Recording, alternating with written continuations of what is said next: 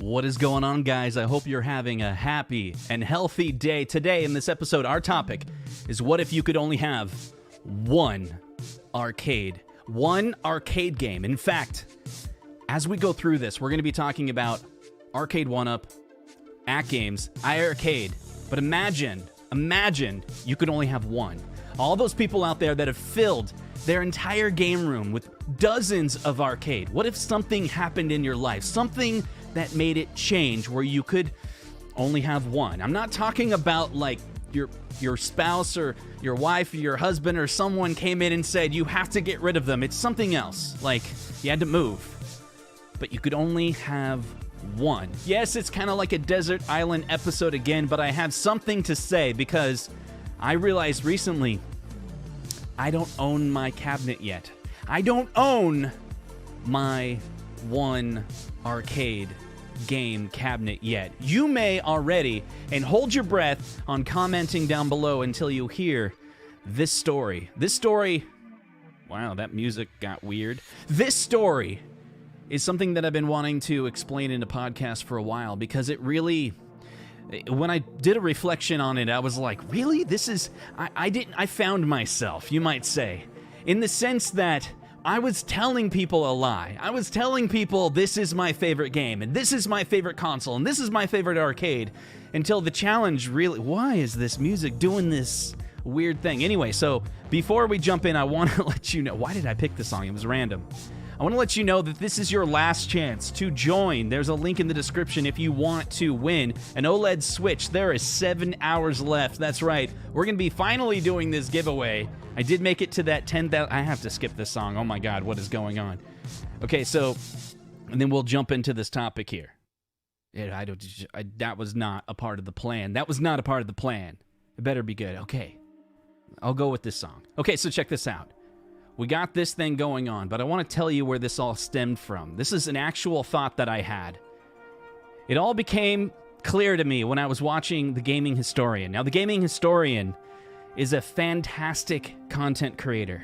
I've been supporting him for a very long time, and when I pulled this up, I had to do a search because names, this is how Mario's character got their names. This is a video that I was watching this last week. It was actually something I was listening to. Gaming Historian is so good, you could listen to his shows, almost like a podcast. I love long-form content, and that's why I make long-form content, because I like listening to people for a very long time tell a story. And Gaming Historian does a much better job than me, like leaps and bounds higher. All I can pull off is these live streams 1 hour at the end of the week, and I barely ever upload any videos because this is actually what I enjoy doing. But when I was listening to it, I was listening to Gaming Historian with my daughter, and the episode was so good. I learned so many things about, how the various people in Mario got their name. And there was one thing I didn't agree with. I thought Yoshi was actually the name of a person who designed Yoshi. But anyway, forget all that. I said to my daughter, I said to her this, you know what? If there was only one YouTube content creator that I could watch or listen to, it'd be Gaming Historian. And yeah, he only makes content like once a month, but it's not because of that. It's just because I really enjoy his content. It brings me back to that nostalgic memory of playing those games when I was a kid. So hold on just for a second. We're going to jump over to this. Now I want to show you, hold on, I got to fix the lighting here. All right, so let me go to this cool one here. Now, when you take a look at these various games out here, if you were to ask me 10 years ago, which one of these could I not let go? Which one of these is my favorite? I probably would have told you Super Metroid. Super Metroid is a part of the Super Nintendo, and I love Super Nintendo. It's my favorite console, right? Been saying it for years that the Super Nintendo is my favorite console. But what I learned is that's a lie. It's a lie. I've been telling a lie, and I didn't even know it. And you could be telling yourself a lie that the arcade that you have, that you love so much, is the arcade that is your favorite, and you could never get rid of it. But is it true? But I'm a collector. You're probably a collector too, because you own how many Arcade1ups, right? Okay, so check this out. I did this again. Okay. Super Metroid. As I started collecting Super Nintendo games, I started noticing for every one Super Nintendo game that I would buy, I would buy 3 or 4 other Nintendo games. And then I'd buy a movie like Back to the Future. I just had to throw that in there because it's a great movie, right? And why is it that I love these NES games? It could be the same reason why you love your favorite arcade, and that's when I realized I don't have my favorite arcade yet. See, up to this point with Arcade1up, I've been buying Super Metroids. I've been buying the Super Metroids. I have not yet bought my favorite games. In reality, my favorite console is actually the original Nintendo. Because when I took the challenge of actually buying games and collecting games, this music is making the show really weird. I don't know why. Anyway, I'll go with it. These NES games, I kept on collecting them because they were the ones that had the memories. It took me a while to realize that. I had to buy over 100 Nintendo games to realize the Nintendo is actually my favorite console. And then I had to play this game a million times, which I did when I was modding Nintendo consoles. I would play Mario as the game so I could know if I modded it correctly. If I got, whether it was an NES RGB mod or an HDMI out, I was modding the consoles to make sure that you had super high quality and the correct resolution either on a CRT or on an HD TV. And I could play the Mario game, and I knew it so well. I knew the tone of blue in the background. I knew all the glitches, and I knew if I soldered something wrong, if I played this game, I would tell. I would be able to tell. And then I fell in love with the game. I fell in love with it. I don't know, that's from an old video anyway. So that was really cool. And then I realized, like, these are fantastic games. And I don't care that I know that the Super Nintendo is more superior. It has better technology than a Nintendo. I don't care. It doesn't have to be the best quality, 16 bits, double the bits, more colors, everything. Sometimes you love what you love and you don't even realize it. If I had to get rid of all of these, I think I would sell the Super Metroid. And I would probably keep Super Mario in my collection, which is weird. It's weird. But I want to tell you a little bit about this chaotic cube while we're here talking about it. This is something, and it's to the story. If you could only have one, this is like Sophie's Choice. If I could only have one of these things at the table, what would it be? So the chaotic cube, if you don't know, this is actually made by Nintendo. And I'll show you that right here. So on eBay, these go for about $42, $40 or so. For a while, they were going for like $100. Nintendo Chaotic Cube Puzzle from 1970. But check this out. So I got this, not in 1970, but here it is. Chaotic Cube 1970 is what it says right there. And it's a little game. And when we got it from a garage sale, we noticed, wow, it says Nintendo on it right there. Look, it says Nintendo. And we thought, my wife and I thought, that's like a game.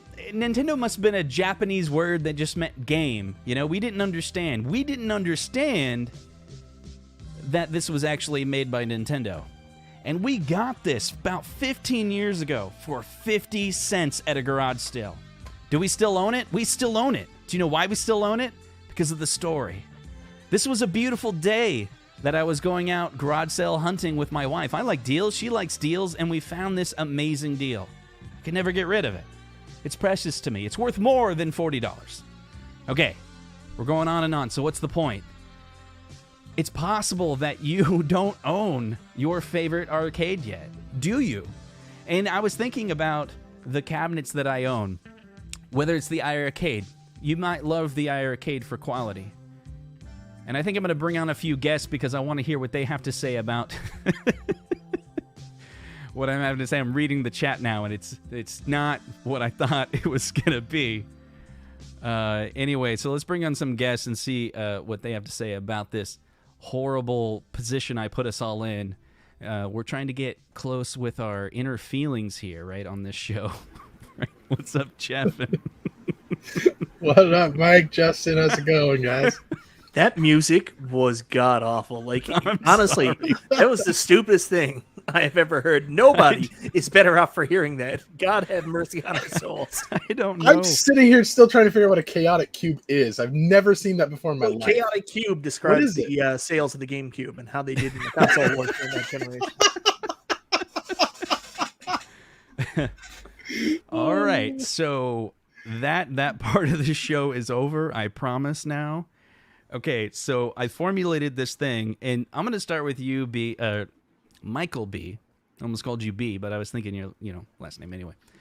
You're a big collector, right? Yeah. You're a collector and you're big, so you're a big collector, right? Wow. Whoa. Wow. Okay. Ouch. Wow. Personal. Keep Whoa. drinking. Keep drinking.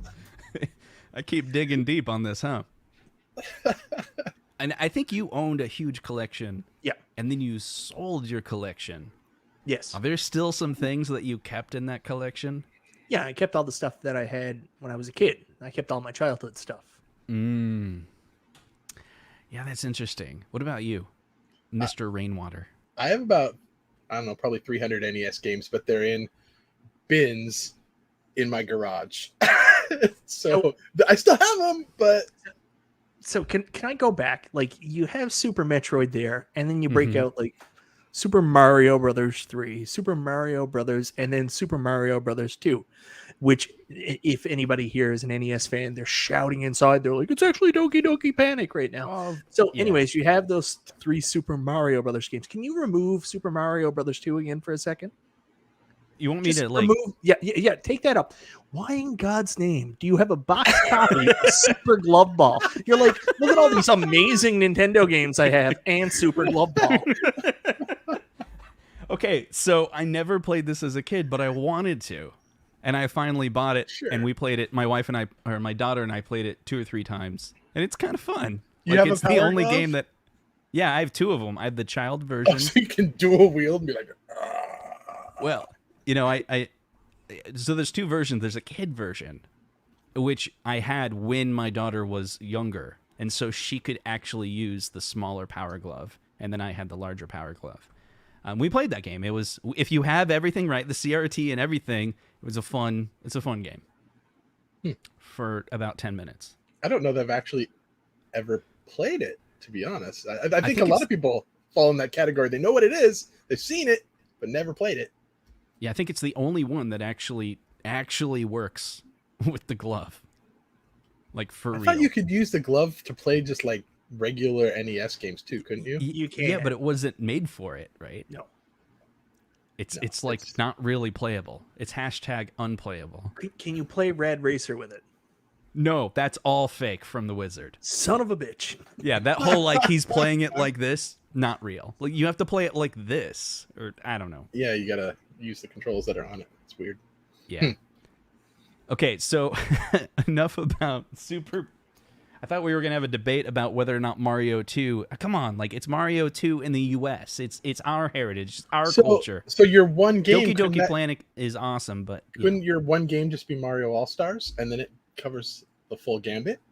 I mean, does that that break could the work, rule? but that's kind of like you saying I'm gonna get an iArcade with 5 or 6 games, right? Hey! Like you could say I want the Dragon's Lair iArcade, but it only has that one game. Is that your desert island game? Is that the game that you would be like forever? It's the one game I would own and I'd be happy with it. You're cheating if you're saying I'm going to get the AtGames Legends Ultimate. I'm going to sideload 50,000 games. It's like saying going to the desert island. What book are you going to bring? I'm going to bring my Kindle. Like that doesn't work. Right? Fair enough. See, I'm getting all the rules ahead of time this time. See, the last time I was just like, iArcade! And I got crap for that. I had videos made about me. I was like, no, okay, that's it. I got to get the rules this time. Got to get all the rules. All right. You iArcade Illuminati. You're bullying tactic, making everybody. Right? Yeah, I mean, I think it's fair if you want to say, like, what is your favorite, company to back or your favorite home arcade experience, and if that's iArcade, that's great. But for me, I think this is an interesting conversation where you're like, literally, if we're so passionate and love all these arcades, the other way to ask the question is which one's your favorite. But I'm trying to say it like Sophie's Choice style, like you have to get rid of all of them. Because I'm thinking you guys would guess. I don't think you would guess mine. Oh, guess yours? No, I don't think you could. It's not one that I own. See, I think a lot of people would go, okay, replayability, they go towards the fighting games, right? Okay, yeah. Mm-hmm. Which is not my genre, though. So I'm not big on fighting games. So what else has good replayability, but it's not a fighting game? See, the replayability is a really cool criteria. I think there's going to be a lot of people that are like, okay, let me filter all my favorite games by replayability. But like, my favorite game is probably Super Mario Brothers. What's the replayability on it? We've all played it like 1 billion times, right? So for me, I started thinking like, it's not really the replayability. It's how much nostalgia do I have to that game? How much like do I actually love experiencing that game? How many memories do I have associated with that game? Not only is that as a kid, but in my 20s and then in my 30s. Like I can say, when I got the Xbox and modded it originally in my early 20s, the first game I played and re-experienced on a big 32-inch CRT in my house was Super Mario Brothers. I was like, I did it. It's component video, finally. It's amazing. So would you put your nostalgia above your replayability? I mean, you're on a desert island and you've got one game that you can play. Yeah, I think so. You would rather have something that's nostalgic to you? Doesn't nostalgia equal replayability? Why are they not the same thing? Not necessarily. What if I'm a That's collector? I have a high amount of nostalgia for New Kids on the Block, but it doesn't mean that I like listening to their music now. It did not age well. That's fair. That's totally fair. It's not fair. That's not fair. It's the same kind of right-sided rhetoric these iArcade fans have been spouting for months. No, but if I was stranded on a desert island, I'd probably be trying to figure out how to get off the island. But I'd look over there at my Super Mario Brothers. I'm like, it's over there by that little palm tree, right? And it's inspiring me to a world that I can get back to. It's keeping me alive. You should pick a game like Monkey Island, right? Because then you can be Guybrush Threepwood and you can learn how to. I don't know. That's my game, dude. Me and my. I don't even think that's an arcade game. Actually, it's now that I think about it. It's not an arcade game, but let's talk about arcade games. So, how about let's filter it by category with Michael B. Like, if there was a category of games that you think your favorite game is in that category, what would it be? I feel so confused by this. Like, you're telling me what you think your favorite game is. I'm pretty sure, like, if we're including games that haven't been made yet, I can answer pretty quickly what I would like to have, what I would find I'd get the most replayability out of. Yeah, are you saying like that Arcade1up hasn't come out with, or are you talking about like video games that are coming out in 2024? No. I mean arcade games that Arcade1up have not made yet. Yeah. I can answer that pretty easily. Yeah, go for it. It's called Robotron. I was very open about this the whole time. Well, that's our show, guys. How's it going? See ya. No. Robotron, there it is. So, you know what's funny is this came up because there's an auction, and I'm not sharing it. There's an auction going on, and I'm not sharing it because I don't want anyone to bid on any of the items on there because I'm selfish.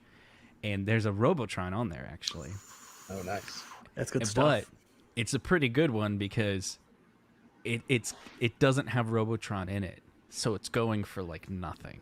Mm-hmm. But it's got a nice Robotron skin to it. And the only thing that needs to be swapped out is the control panel.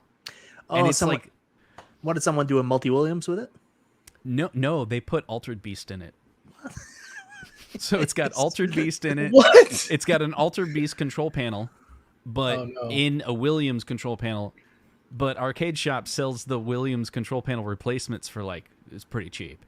And all the rest of the art is Robotron?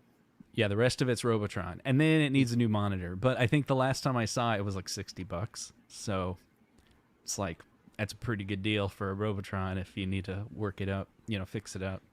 And then, spend $2,000 shipping it to Newfoundland. Yeah. That'd be something. That's the problem for Michael. Yeah. Yeah, well, 100% that's the problem. Unless you're a company that has special Canadian shipping. And then you're all right with me. Yeah, so the weird thing about this conversation is that I've been looking at more and more auctions and for physical arcades, and I've been debating in my head, like, do I want to get a pinball machine? Do I want to sell, literally, like, it's one of those if one has to go. I think you had this conversation, Mike, where you're like, I'm looking at my garage that has, 7 or 8 full-size arcades in it.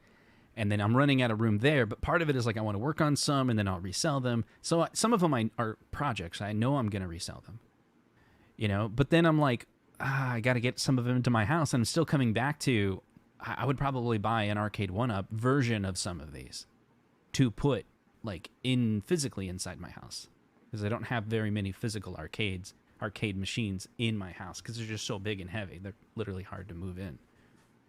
That's a big advantage of the Arcade1ups. I mean, you can move them around.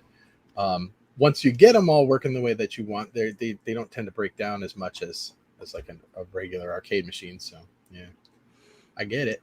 But you're not a real gamer then. Like, you need the real arcades, or you're not a real gamer. Like, that's just the way None it is. of my real arcades are working. They're just covered in dust. Well, that's part of being a gamer. You just got to be really frustrated when your shit doesn't work. Real gamers know that. That's what it's like to be a real gamer. You have to feel the entire experience and the pain of all of this. Oh, speaking of pain, but that's the thing. I think we should endure the pain right now.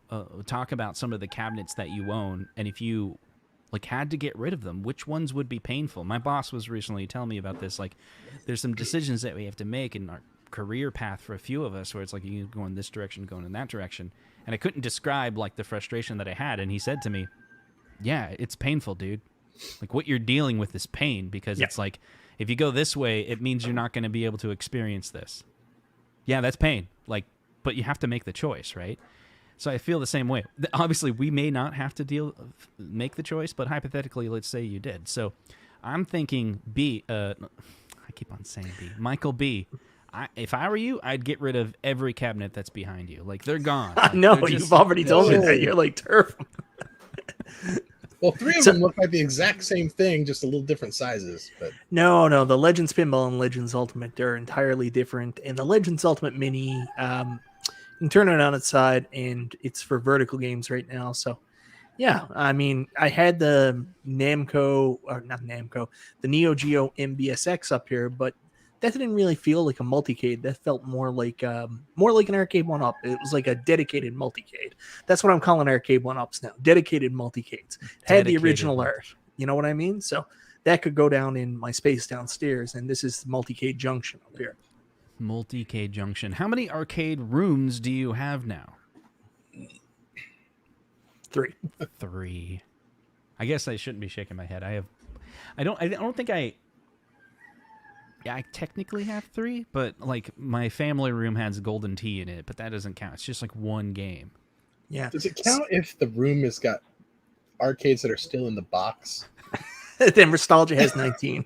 Can I ask you a question? I got a bunch of stuff in my garage still Jeff, in the box. Are you located in Carrico Village from Ocarina of Time? Because all I can hear is those damn cuckoos in the background. Like, what is going on? Roosters, dude. You have real roosters?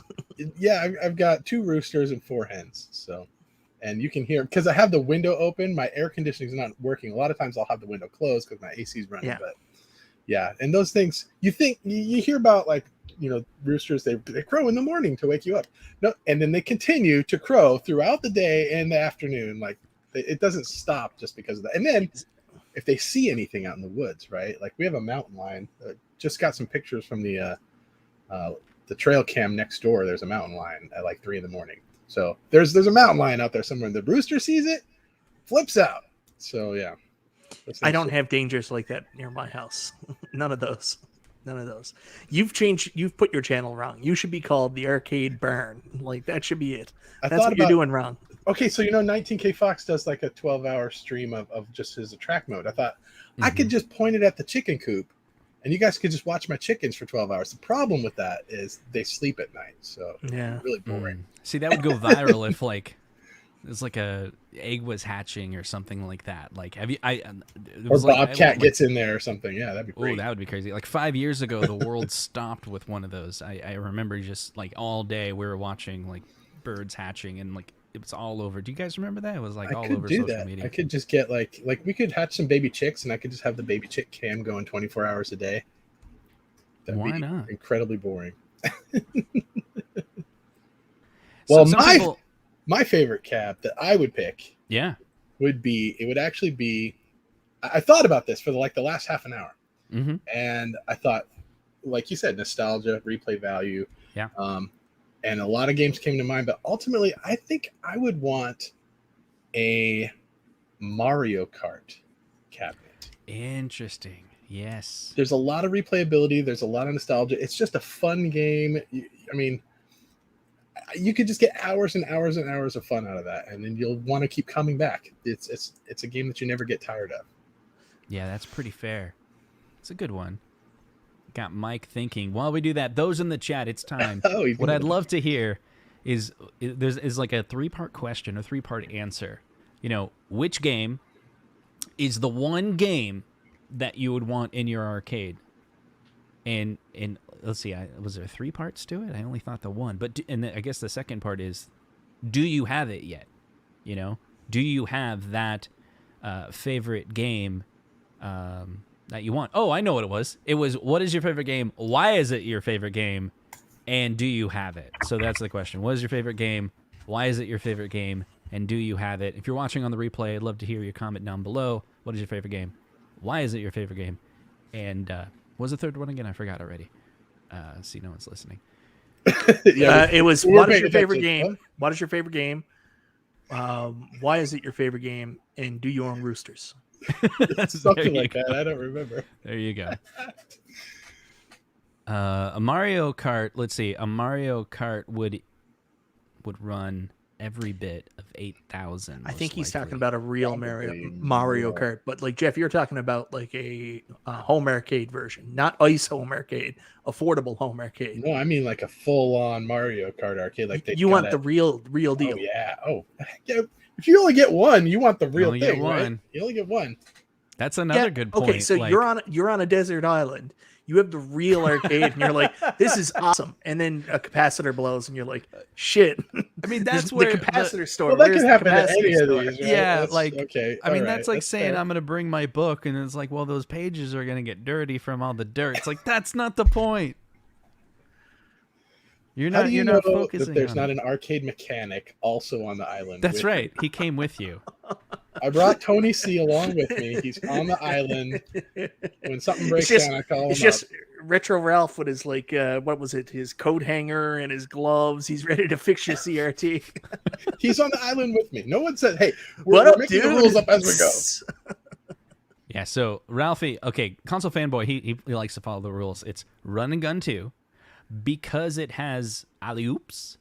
No look past behind the back passes, crossover, awesome animation, makes NBA Jam look awful, and no, I will never have it. I've never it's played sad. that game. I'm sorry. What about Atari? Okay, hold on. Before we go further, so what do you guys take on Run and Gun 2? Is that a game you ever played?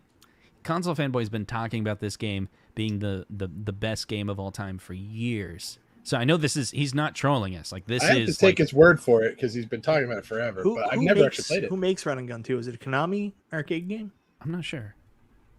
I remember looking it up before, but I'll pull it up, share the screen. Wait, that's not Run and Gun 2. There we go. Yeah, it is kind of like, here we go. Sharing the screen. It's Run and Gun 2. Correct me if I'm wrong, Console Fanboy, if this is the game. Run and Gun 2 arcade. Here's what it is. It's got alley-oops, animations, like he said. And I think he just really loves the point of view of this. Like, I remember you told me before, it's like NBA Jam is kind of like that side to side, and this is, yeah. It does look pretty good. Like, it's a pretty cool game. It's just got, I think Run and Gun 2, it's not a good name. Dizzy. Do you know what I mean? It's like, when you think Run and Gun 2, you're like, Contra or something. Yeah. Like, it's not a basketball game, right? Unless Lewis says that it's a Konami. Yep. It's better than the hockey game they have called Skate and Shoot. Some other people are talking about Star Wars Trilogy. I saw a few people, Rafi as well, Atari Star Wars Cockpit, because it brings me back to, what does he mean by AD? Brings me back to my dad? Brings me back to Aladdin's Castle is his next comment, so brings him back to, I think I remember that comment from him before about Aladdin's Castle. So we got, is that it, Michael B? You're like, it's straight up Robotron. Like, that's the game you could play for the rest of your life.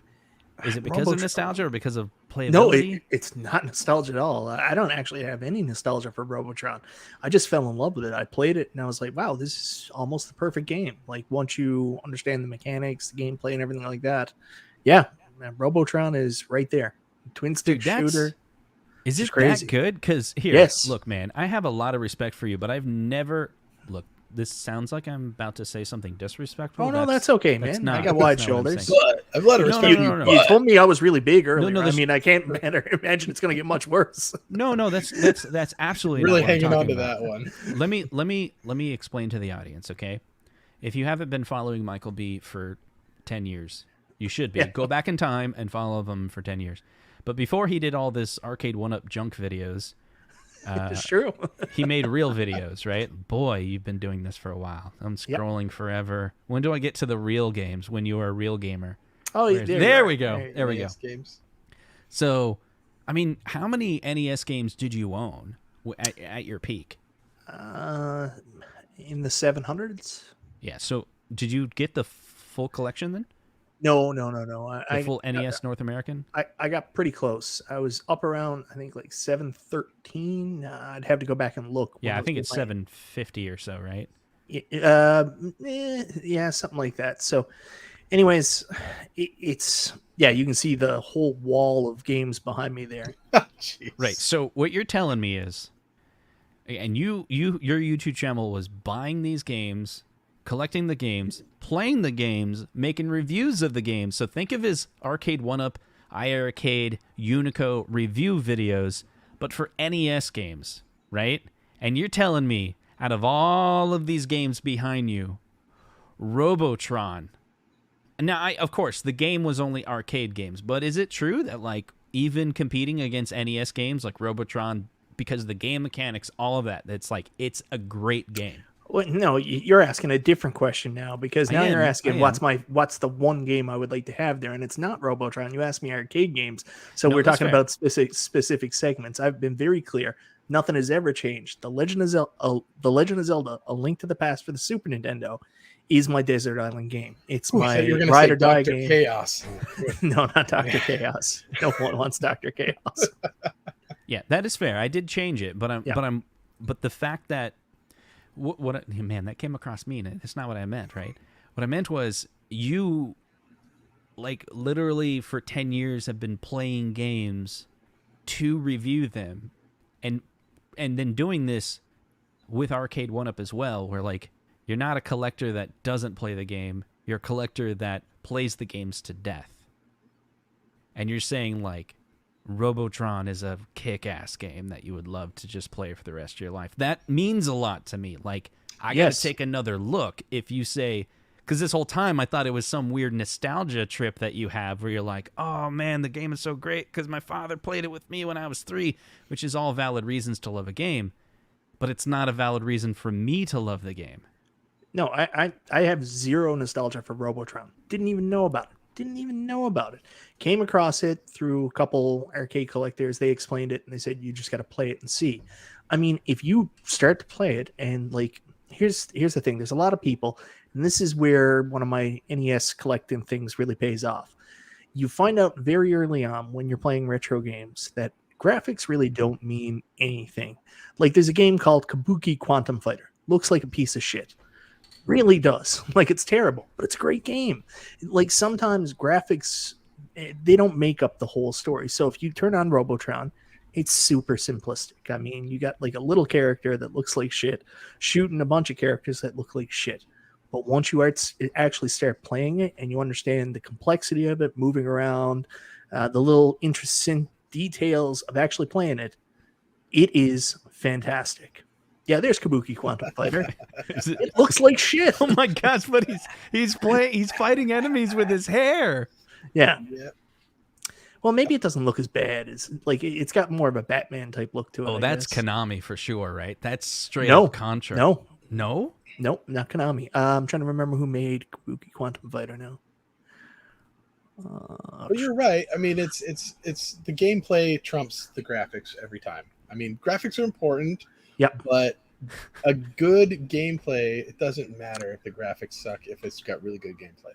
who made Kabuki Quantum Fighter? That's confusing. Now we got to look that up. Okay.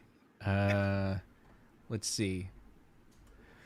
Okay, let's Wikipedia this stuff. Here we go.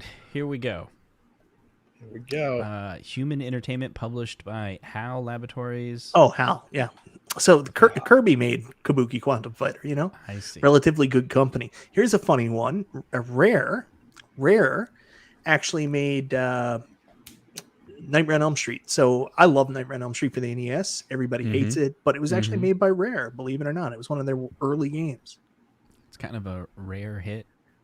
Yeah, Rare, they used to sub-license these games, LGN did, so they had different publishers make them. So Rare made them. I'm trying to remember who made Friday the 13th. That was another big publisher, too. Atlas, I think, made Friday the 13th, but I could be wrong. I'd have to go back and look. Did you, Michael, did you get a lot of the like ROM hacks? Because when I was collecting, it was just starting to become popular for people to make cartridges with ROM hacks. You'd get like I don't know, Zelda in the Mushroom Kingdom and like weird stuff like that. That was kind of after my time. I remember the only real ROM hack I wanted. John Riggs reached out to me once when John Riggs was first getting started on YouTube on his own channel, and he was like, "Yeah, I love your channel. I'm going to make you a game. What would you like?" And I told him, I said, "Can you make me in Nightmare on Elm Street the NES game, but have it with me collecting NES carts instead of the bones and the levels?" That's great. Yeah. Cool. Did he do that? No, I didn't do it after. Oh, what a But like jerk. he made games for he's not a jerk at all. But he made games kidding. like for other people, like RGT had a game and like the Game Chasers got games and stuff like that. So Yeah, I bet RGT got his game, huh? Of course he did. Of course he did. So more Star Wars Trilogy. I think we've been talking about Star Wars Trilogy so much that I wonder if Arcade1up's actually going to do it. I mean, basically, David said they're working on it at this point. They had Star Wars T-shirts and stuff like at the event. It's like, yeah, but they also had Stranger Things T-shirts for sale on their website. I don't know what Arcade1up's doing. So Chucky maybe says, it's like to troll us. Dragon's Lair. I've got it, thanks to 1UP. When I was a kid, would ride my bike 8 miles to the mall and play the game. My dad beat my butt a few times for going that far on my bike. Well, Chucky She is the lucky one because he has his Holy Grail maybe cabinet, if you want to use that term. But Papa Brad. Wait, first of all, before we go to Papa Brad, take on Dragon's Lair. Like, could that be among your favorite arcades? Not for me. I didn't play it when I was a kid. It was one of those ones that I saw the box in the electronic boutique on the shelf, but I never bought it, and I never played that game as a kid. It wasn't until I was an adult. When you say you saw the box in the electronics boutique, which version of the game are you talking about? Like I had the Sega CD version growing up. The PC what? Version. The PC version. I don't know what a PC is. Is that something you game on? And those 3 parts where you play Mahjong, Duke Nukem. I see. So, but Papa Bragg, he says Donkey Kong because That's it's a a good perfect choice. game, different every play, and no, I don't own it yet. I mean, what do you guys think of Donkey Kong? I mean, I remember playing the NES version, which I do have some good memories about the NES version. No, I agree with him. I will tell you, the first time I watched King of Kong, A Fistful of Quarters, I like punched the wall and I was like, I'm playing a Donkey Kong cabinet. This is happening. So yeah, I'd 100% do it. And a lot of people want to see Arcade1up do it. But I think people forget like Donkey Kong is hard, like really, Like a really, hard really game? friggin' hard. Oh yeah, like it's nightmarishly hard. Like I think a lot of people are gonna be like, man, I can't wait to get a Donkey Kong, and then they'll start playing it and be like, this is really hard. We don't know why I got this. That's one of the games that, I obviously I don't have one, but every time you see one in an arcade, you just want to plunk some quarters into it. You just can't help but play a Donkey Kong. Well, yeah. And so yes, that was on the short list probably because it's just the replayability. You always want to play it, right? It's just it's a great game. It's sad that we can't get some of these Nintendo games as Arcade1ups. I remember as a kid there was do you guys remember in school there was like I don't remember anything in computer else. class, what, 5th grade, so this is like, I don't know, late 80s or maybe it was 3rd grade or something. I swear we had Donkey Kong Jr. Math, where you would climb the vine And you'd have to go over and hit 5 plus 5 is 10. You know, it'd have an equation. You had to crawl up and complete the equation. Was it part of Number Munchers, or am I thinking of a different game? There's like an Apple game called Number Munchers. Maybe I'm a little earlier. Now I'm wondering, is Number Muncher? That was different, but I remember that game for sure. I always remember. You want a Number Muncher arcade? Yeah, yeah. That's it. I want a Number Muncher. We would go to the arcades, right, and there would be like a thing with all the floppies, the big old floppies, right, and everyone would rush over to try to grab because there was only so many copies of Oregon Trail. And when all the Oregon Trails were gone, all that was left was Number Munchers. Nobody wanted Number Munchers. Everybody wanted Oregon Trail. Number Muncher. Yeah, this is my game. Yeah, I would play it. This is good stuff. I would play this and start feeling good about math. You know, I would play it and I'll be like, I think I'm actually pretty good at math. Why do I keep on failing this category? I'm good at it. I think I did get better at math later in the years, actually. All thanks to Number Muncher. Boom. I think I remember what you're talking about. It was like a Number Muncher kind of game, but it had a Donkey Kong vibe to it. I can't think of what it was. Now I got to look it up. Someone in the chat will know. Math Blaster, is that it? Frankie? Number Muncher sounds sexy. See? Yeah, Donkey Kong Jr. Math. Okay. Something I thought it was like black this. and white, wasn't it? Maybe it was. It may have been. This was actually an NES cart, wasn't it? This was NES. Yeah, it's a very expensive NES cart. Yeah. Oh. I don't have. Did you ever own that one? Yes, I did, and I also had the manual. I sold the manual after the fact for like $200. Wow. The manual for $200. My goodness. Yeah, I've thought about this before, and I'm wondering, like, if I went and I actually like priced out all the games that I have, I probably could triple my money on that stuff easy. Oh yeah. When did you collect them?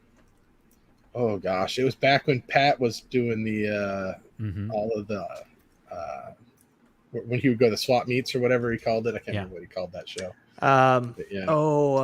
He still does them. No way. Him and Frank, they're still doing that? Him and Frank are still doing them. Flea Market Madness. Yeah, Flea Market Madness. Yeah. Yeah, he's still doing years back. It was probably 5 years ago. I don't know if he still does his NES reviews anymore. I really liked Pat's NES reviews when he started doing them. I'll never forget he did the one for Amagon, and I was like, well, I got to go out and get Amagon right away because that's going to go up in price, and it's so bad. He's got a couple of books. Did you guys ever use? Oh yeah, you got all his books. There's this NES one, and there's this Super NES one. They're really good, actually. Cool. They're quite extensive library of games. Did you ever read the article he did? He did with a magazine, and he took these really morose pictures, and he talked about hating his collection. It was something else. It was really uncomfortable. I don't know about that. I don't know. No, seriously, it's a real Mike's thing. Mike's trying to cancel him now. I'm not trying to cancel him. I have no reason to do that. He doesn't like that country. Did you guys ever do price charting? Yep. Where you'd go in and like put all your games in there? Yeah, you can see. I mean, that chart's pretty accurate there, probably, right? That's the main index. We can see how it's not accurate. It's not what you use. You wouldn't use price charting?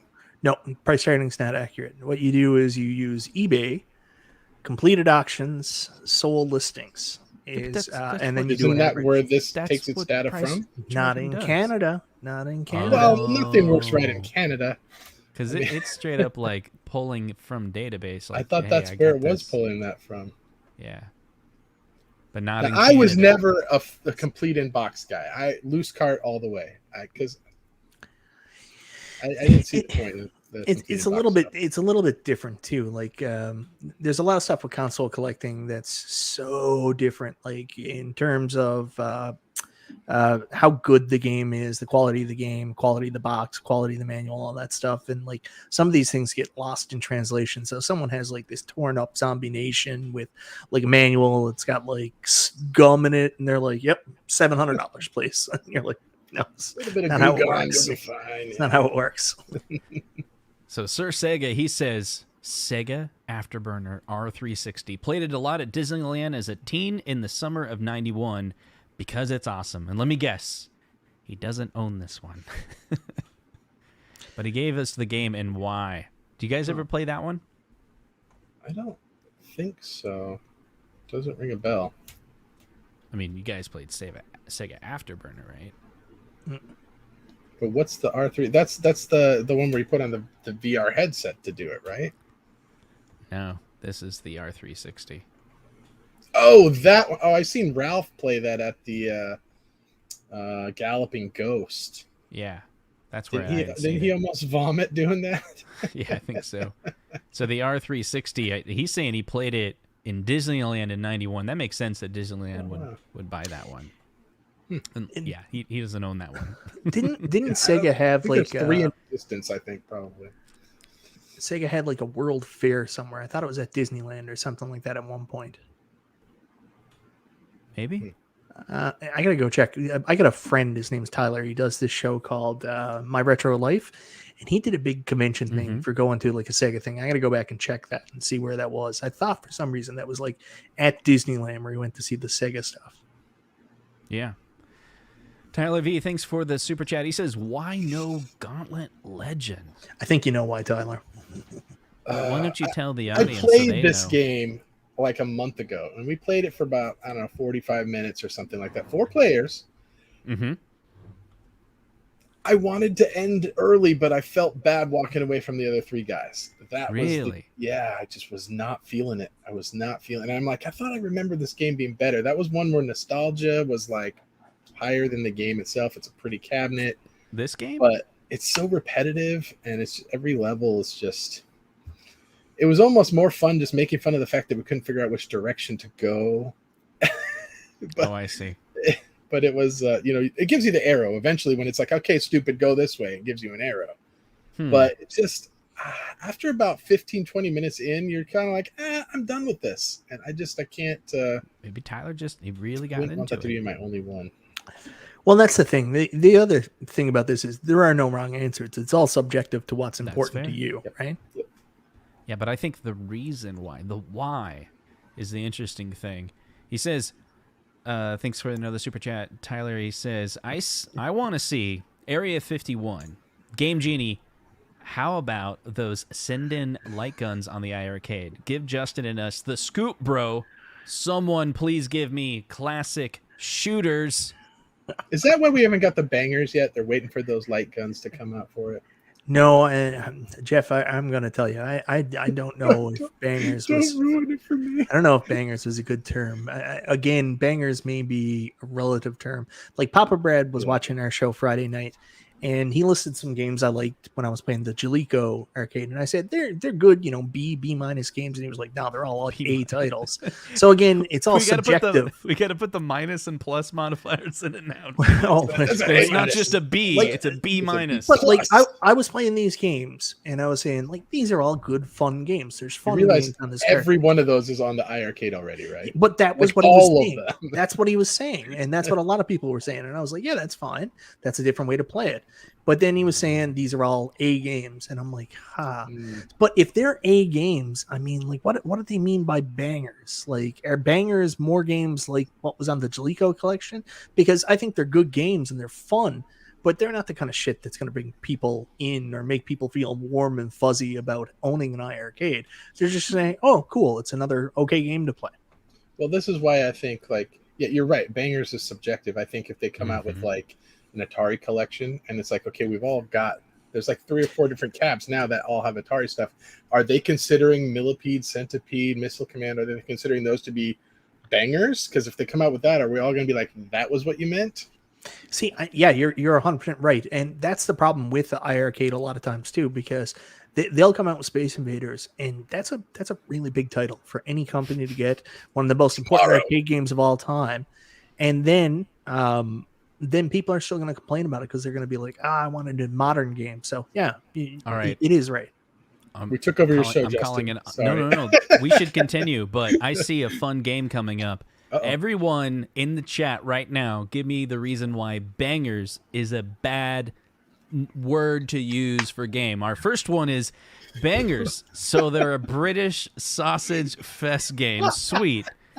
Matthew with doesn't bangers come with a subscription to Hustler? Okay, so we need some more banger explanation of why we need a different word. Pippi and BBs or whatever just came out, right? Console fanboys thinking of Bang Bros. Okay. He's thinking of Nostalgia's Basement, that black couch. That's why. Nostalgia was really hard up for money. You guys don't know. He'd do some things he's not exactly proud of. Man, I auditioned and I didn't get it. I don't know. Donut Dodo.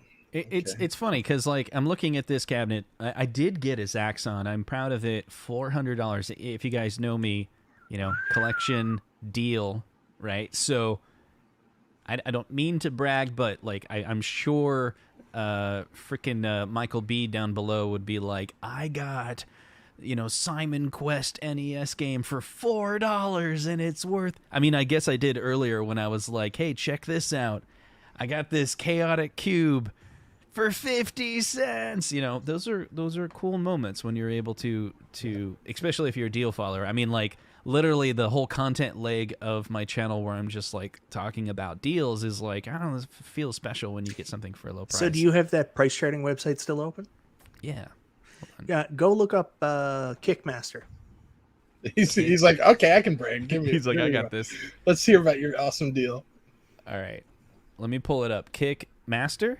Yeah, NES. Is it kind of like Kung Fu? No, not at all. Okay. He's like, I have a video on it. You should have watched it. Oh wow, loose 130. That's pretty good. Yep, 50 cents. Oh wow, where at a convention? Flea market that I always went to every single week. Never ever had any NES games. Just random woman, one NES game there. Kickmaster, 50 cents. So that's an interesting thing. Is it possible that funny. some of the Arcade1up deals, I've seen it in the chat, right? They'll be like, oh my God, Asteroids is my favorite game. I got it for $50 at Walmart. So it could be a scenario where because you got such an awesome deal, it kind of affects your opinion of that cabinet, and maybe you'll never get rid of it because it's like special. Is that possible? I don't know.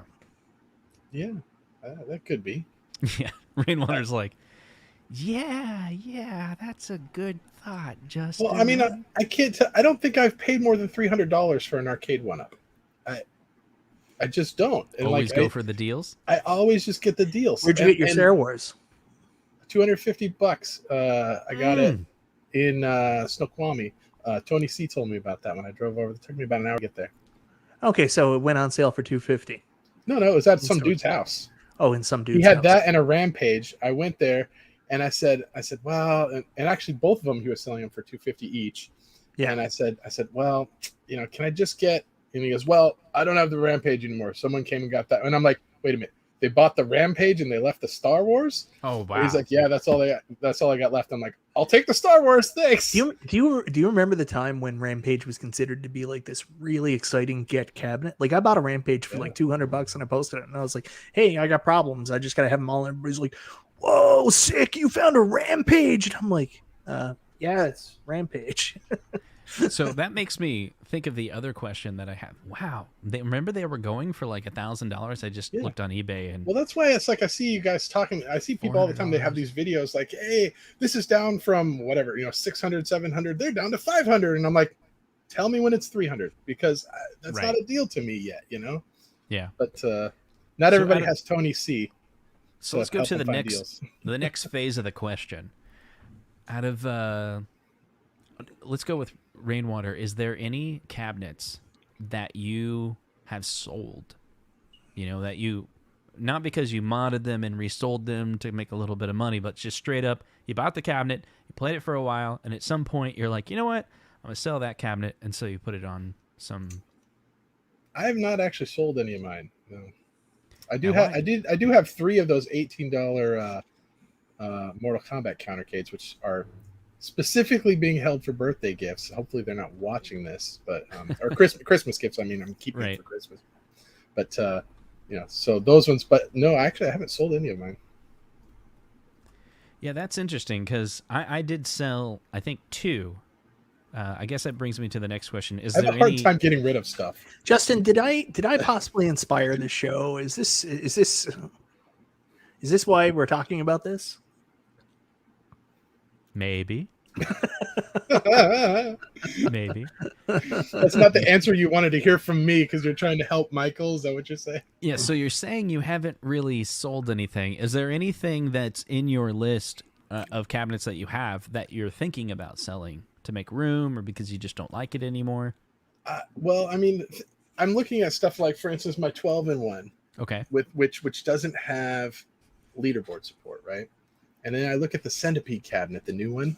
And I go, oh, it's so much prettier. It's bigger. It's got the lit marquee. Mm-hmm. It's got leaderboards on it. It's got, I think it has Super Breakout in it too. Oh, yeah. So I'm going.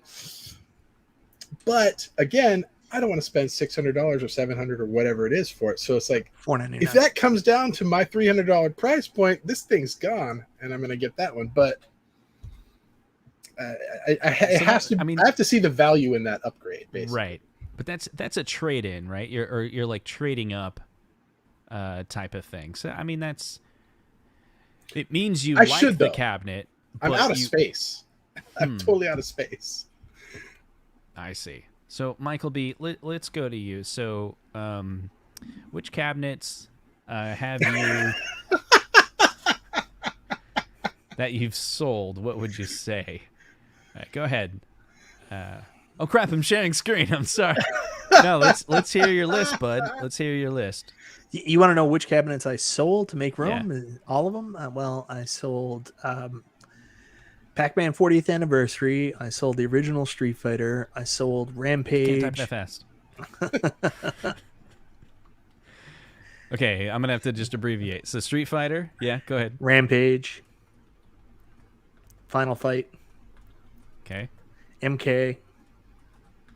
What else? Golden Tee. These are all upgrades, though, right? Yeah, Golden Tee old one. NBA Jam.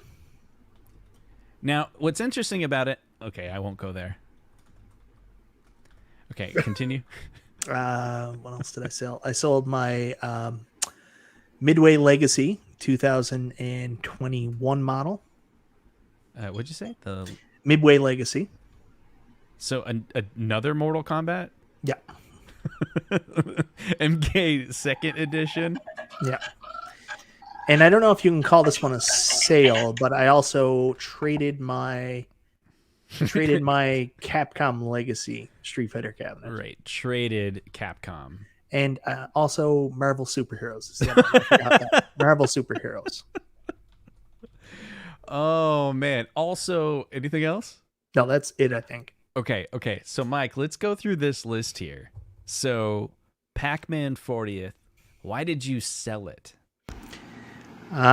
Because they were never, ever coming out with the fix that was said to be coming out for the Vaseline filter. Okay. And I decided to get the Bandai Namco Legacy version instead because it was a more accurate, nostalgic Pac-Man cabinet with the actual yellow sides and the appropriate same design that the 40th had. Plus, it had more games. I could get Galaga and Galaxian on the one cab. So, all right. So the Street Fighter.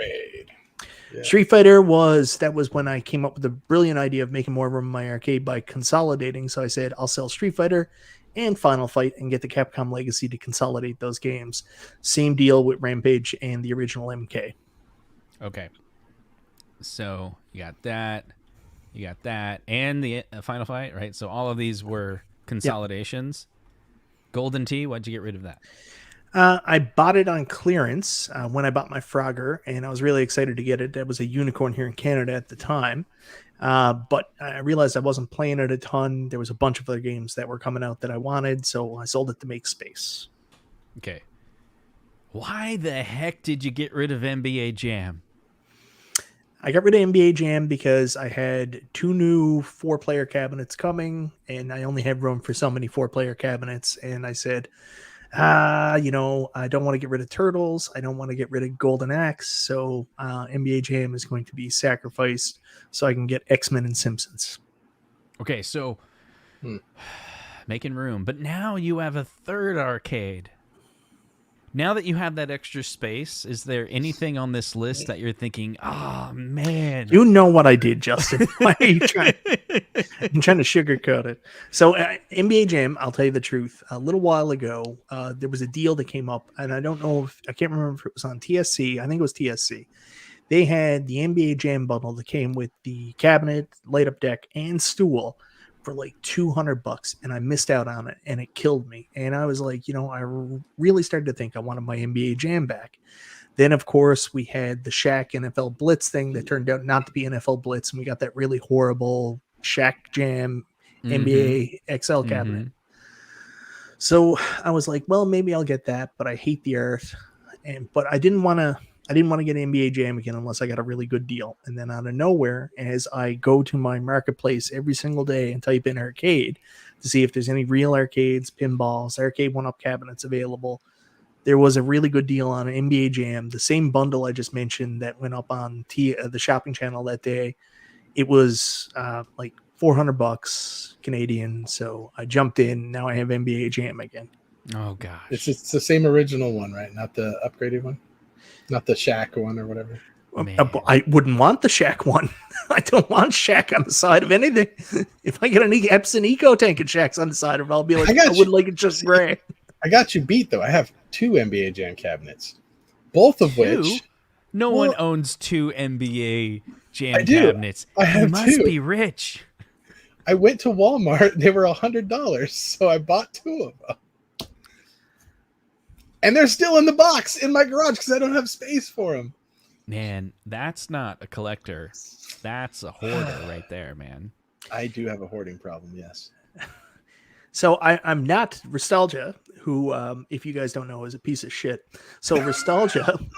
Hey, it's my show. Bring him, send him the link. Let's get him on. He's had the link for every single episode I've ever done. And he's available. He just won't come on. Never joins. So him saying I'm going to buy Blitz is a fallacy because, you know what? I don't buy cabinets just to review them because you don't get the money back from it. Like it's the stupidest thing in the world that you could do is if you're a YouTuber and you want to cover the home arcade space, the dumbest thing you can do is buy every cabinet to try to review it because no matter how many views you get, no one's going to get Cool Toy-esque views like 120K that you would need to make the money back to pay off the cabinet. So there's no value in doing that. You buy the cabinets because you want them. Yeah. You buy the cabinets. $800 on it. It's worth $400 a month later. Yeah, you buy the cabinets you want, and then if you want to do reviews, do reviews. So anybody can say whatever they want about me. That's fine. Again, I got big shoulders. Like Justin said at the beginning of the show, I'm a big guy. So I was told we get free cabinets for being in this Illuminati thing. What? No, there's no free Arcade1up cabinets, unfortunately. I want to rip up my contract then. Somebody said that to me. It's just, I'm not a Blitz guy. I can't imagine a situation that I would end up getting Blitz. Now, but at the same time, I said that, I'm not a Blitz guy.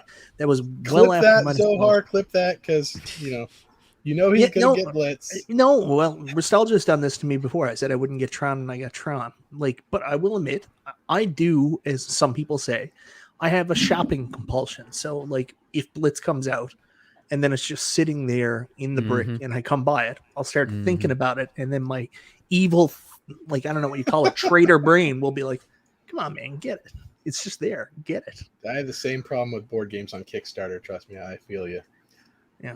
I can't not back that Kickstarter. It's like, but it looks so good. I never buy something for the purpose of reviewing it. There's no value to it. Even buying something that's like a $200 console or something like that, you're never going to make your money back. It's just stupid. You don't buy it to review it. You buy it because you want it. Reviewing it is a side benefit. Nostalgia's like, come on, but it's so much fun. I mean, come on, it could have a lot of fun. Now, Nostalgia is someone who actually bought every single arcade cabinet for the purpose of reviewing it. That's right. That is true. He gets Cool Toy-esque No. He had someone set up that was willing to buy the cabinets from him after the fact, so he could buy them and then sell them, and then he'd sell them at a slight loss, which he would probably make up from his videos. Yes. I don't know how you guys are making up for anything with videos. I get 47 cents when I put out a video. Exactly. You don't make very much money. And that's if it does well. Yeah. Yeah. So we got Rainwater, who's hasn't sold anything. We got Michael B, who's sold at least 10 items, and I wouldn't be surprised if there's more. Although he magically, what happened? How did you obtain a third arcade? Well, it's not really an arcade. It's called an overflow room. So But what was the room before? The room before, like my downstairs is a apartment, and so the area where that I showed you, which you called, what'd you call it? The crap corner. The crap corner. May I show it? Have you maybe? Yeah, sure. Go ahead. Yeah, if I can find the crap corner. The crap corner. Let me. I can feel your overflow. I mean, like I said, the ones in my garage are all in box or not working. I've got my pinball and a couple other arcades downstairs, and then I've got these ones that are up here. So I guess I've got two in an overflow, but nothing like what Michael B's got. That's for sure. It's just I got so tired of being a slave to the space that I had that I know it's probably, but like, do you know what I mean? You get to the point where you're full and you want things, and you're like, oh man, now I got to decide what's got to go. And I didn't want to have to make that decision anymore. I just wanted to have like a little bit of extra space. Yeah. That's right. I could keep it. I can move stuff in and out. Like, that's the idea. Knock out the walls. Well, eventually that's the plan. The plan is to fill up the entire basement. Church across the street and just take everything out of there and put all your arcades and create your own. Funny story. The church across the street was for sale. There's the crap corner. It was for sale. You should have bought it. That would have made a great arcade. I know. So yeah, Justin called this the crap corner. So what I did was crap corner has got your iRarcade in it. Hold on a second. I got a new iArcade. I got a new iArcade. Oh, that's true. That's true. Yeah.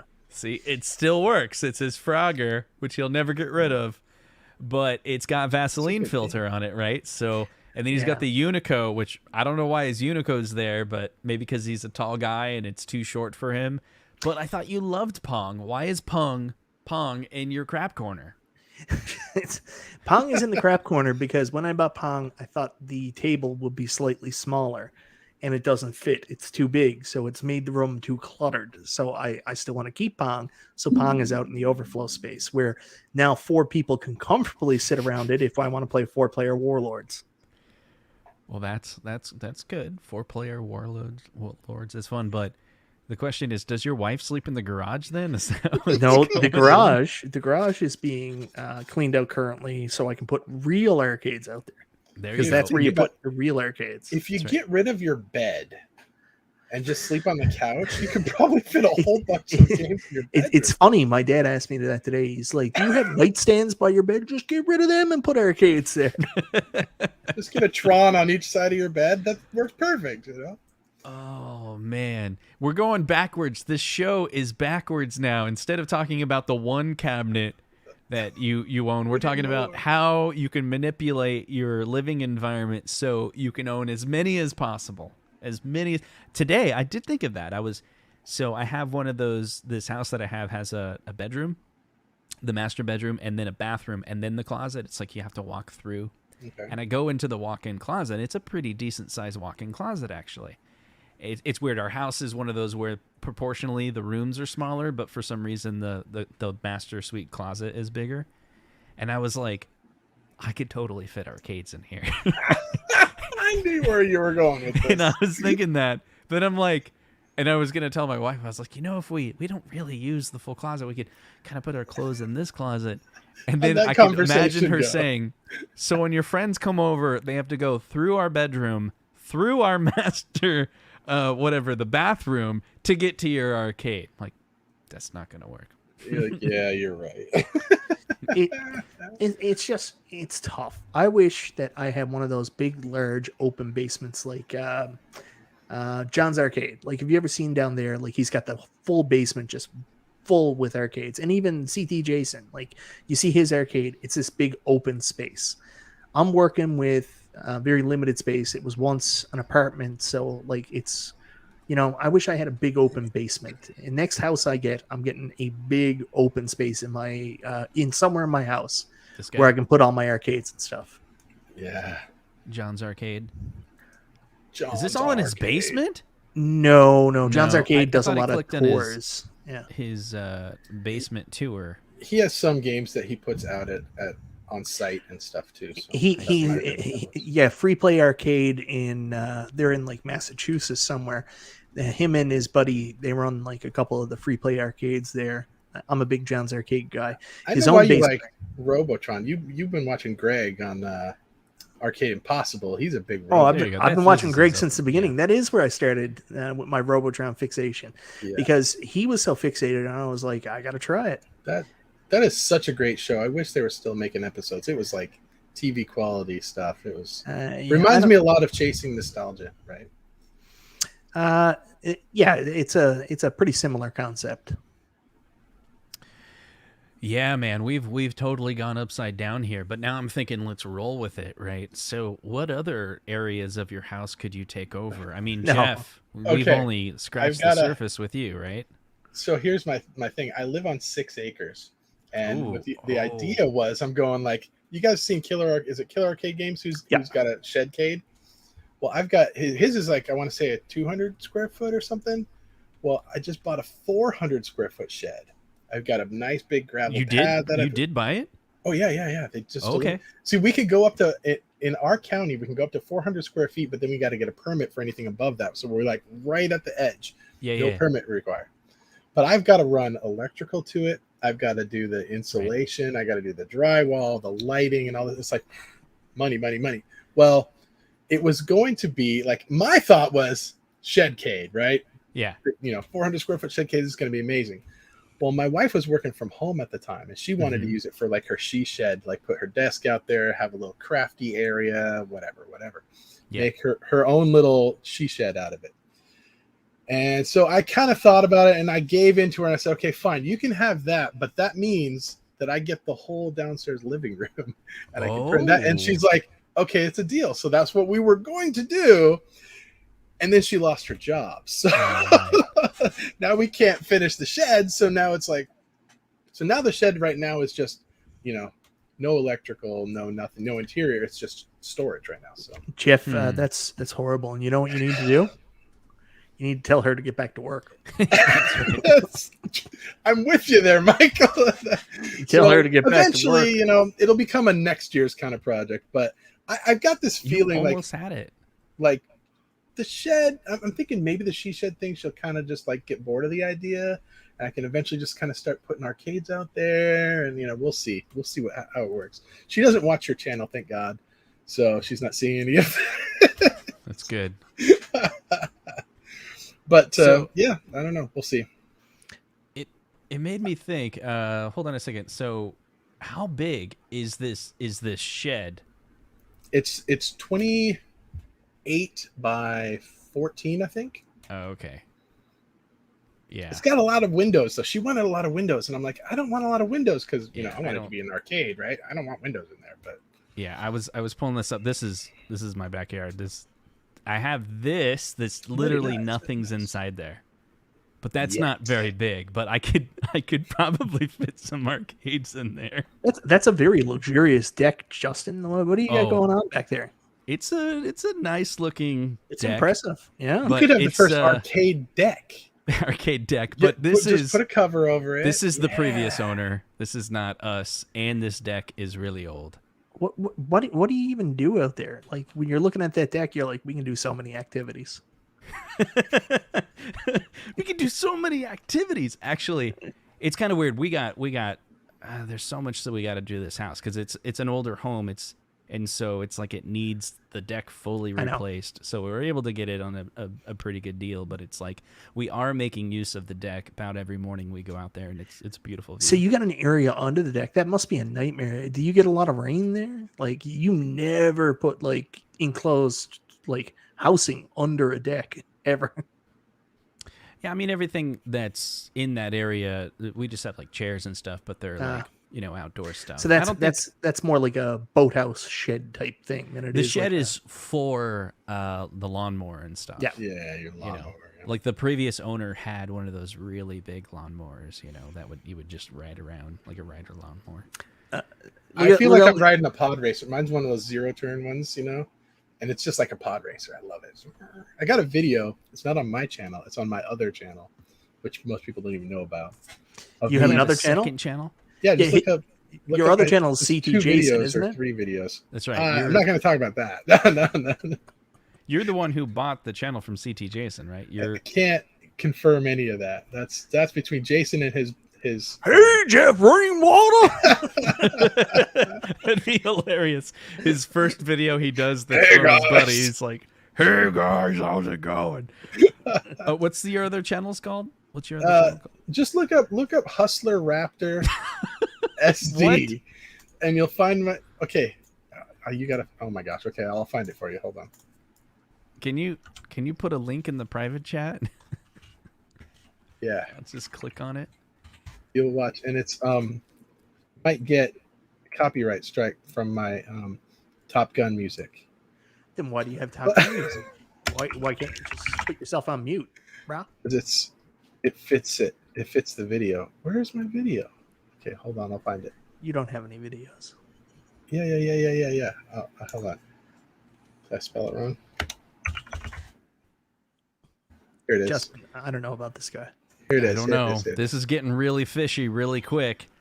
This is making me worried. Okay, Justin, you private. never ever gave your answer. While he's doing that, your Okay, I answer. put it in the private chat. There you go. Rainwater, what are you freaking doing? I mean, this is getting insane. It takes you 5 minutes to find your own YouTube channel. I mean, we all Google ourselves daily. Come on, we know man. exactly. Okay, so I see your Hustler channel. Oh, your Channel is called Jeff Rainwater. Yeah. That's I think I have 5 subscribers or something over there. But that's yeah. okay. 6. So we had to Thanks, do Justin, that. for subscribing. We had to do that at one point. I don't know if you guys were around on YouTube at the time when it switched over to Google, and they forced us to get a secondary YouTube channel that was not. You weren't allowed to call it a name. You had to use your human name or a normal name. Yeah. You couldn't be like Michael B. the Game Genie, one word anymore. You had to be like a person. That's what Google wanted you to do. Wow. And that was a really weird shift. Is my backyard. That's nice. This is your future arcade, buddy. Your Right? future arcade right here. Look how fast this thing goes. You're- I feel you're like I'm riding mowing- a pod racer. I see. Your pod racer. You're mowing your future arcade. Jeff, do you realize how ripped you'd be if you just had like a regular lawnmower? You're Look how like fat I 19K was. Fox. I think I'm still that fat. You look like 19. Wait, play the very end. Play Okay. the very end of it because it's pretty funny. Actually, run over my camera. I see your kid doing something. Is it appropriate? Yeah, that's fine. Okay, No, right before here. that. Before Oh, that. before that. Right there. This one? Oh, wow. Right here? Yeah.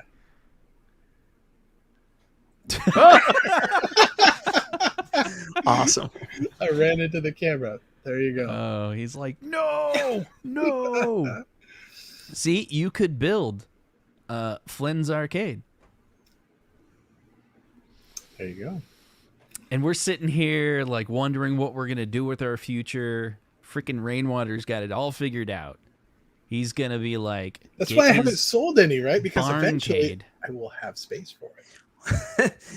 So you've got Arcade1up cabinets just in the box, never open. You're gonna open them up and you're gonna be like, finally, I get to build my dream arcade. Son of a bitch, it didn't turn on. This is so true. People are talking about like what they can afford. And Console Fanboy is talking about he's poor. And I swear, like Console Fanboy, he lives in LA. His rent for his apartment is probably more than my mortgage. And it's like Probably. it's when you I mean, I'm not trying to dog on 1-bedroom California, apartment, yeah. but I used to live there. And there was a certain point where I could afford a home. This was like 2004, 2005. Like the possibility of buying a house in California was possible. And then there was this boom, and it was just like I felt it, I saw it. It was like, yeah, it's out of my reach now. And I was an installer, and I'd go to people's houses, and I was constantly installing in brand new homes.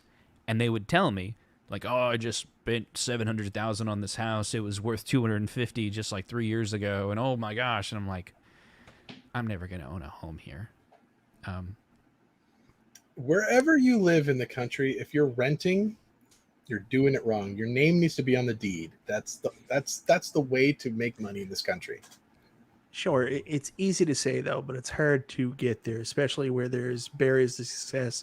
You need a down payment, other things like that. So I agree with you, but just you got to be careful. Sometimes it's kind of like punching down when you're saying like, you renters, I'll show you.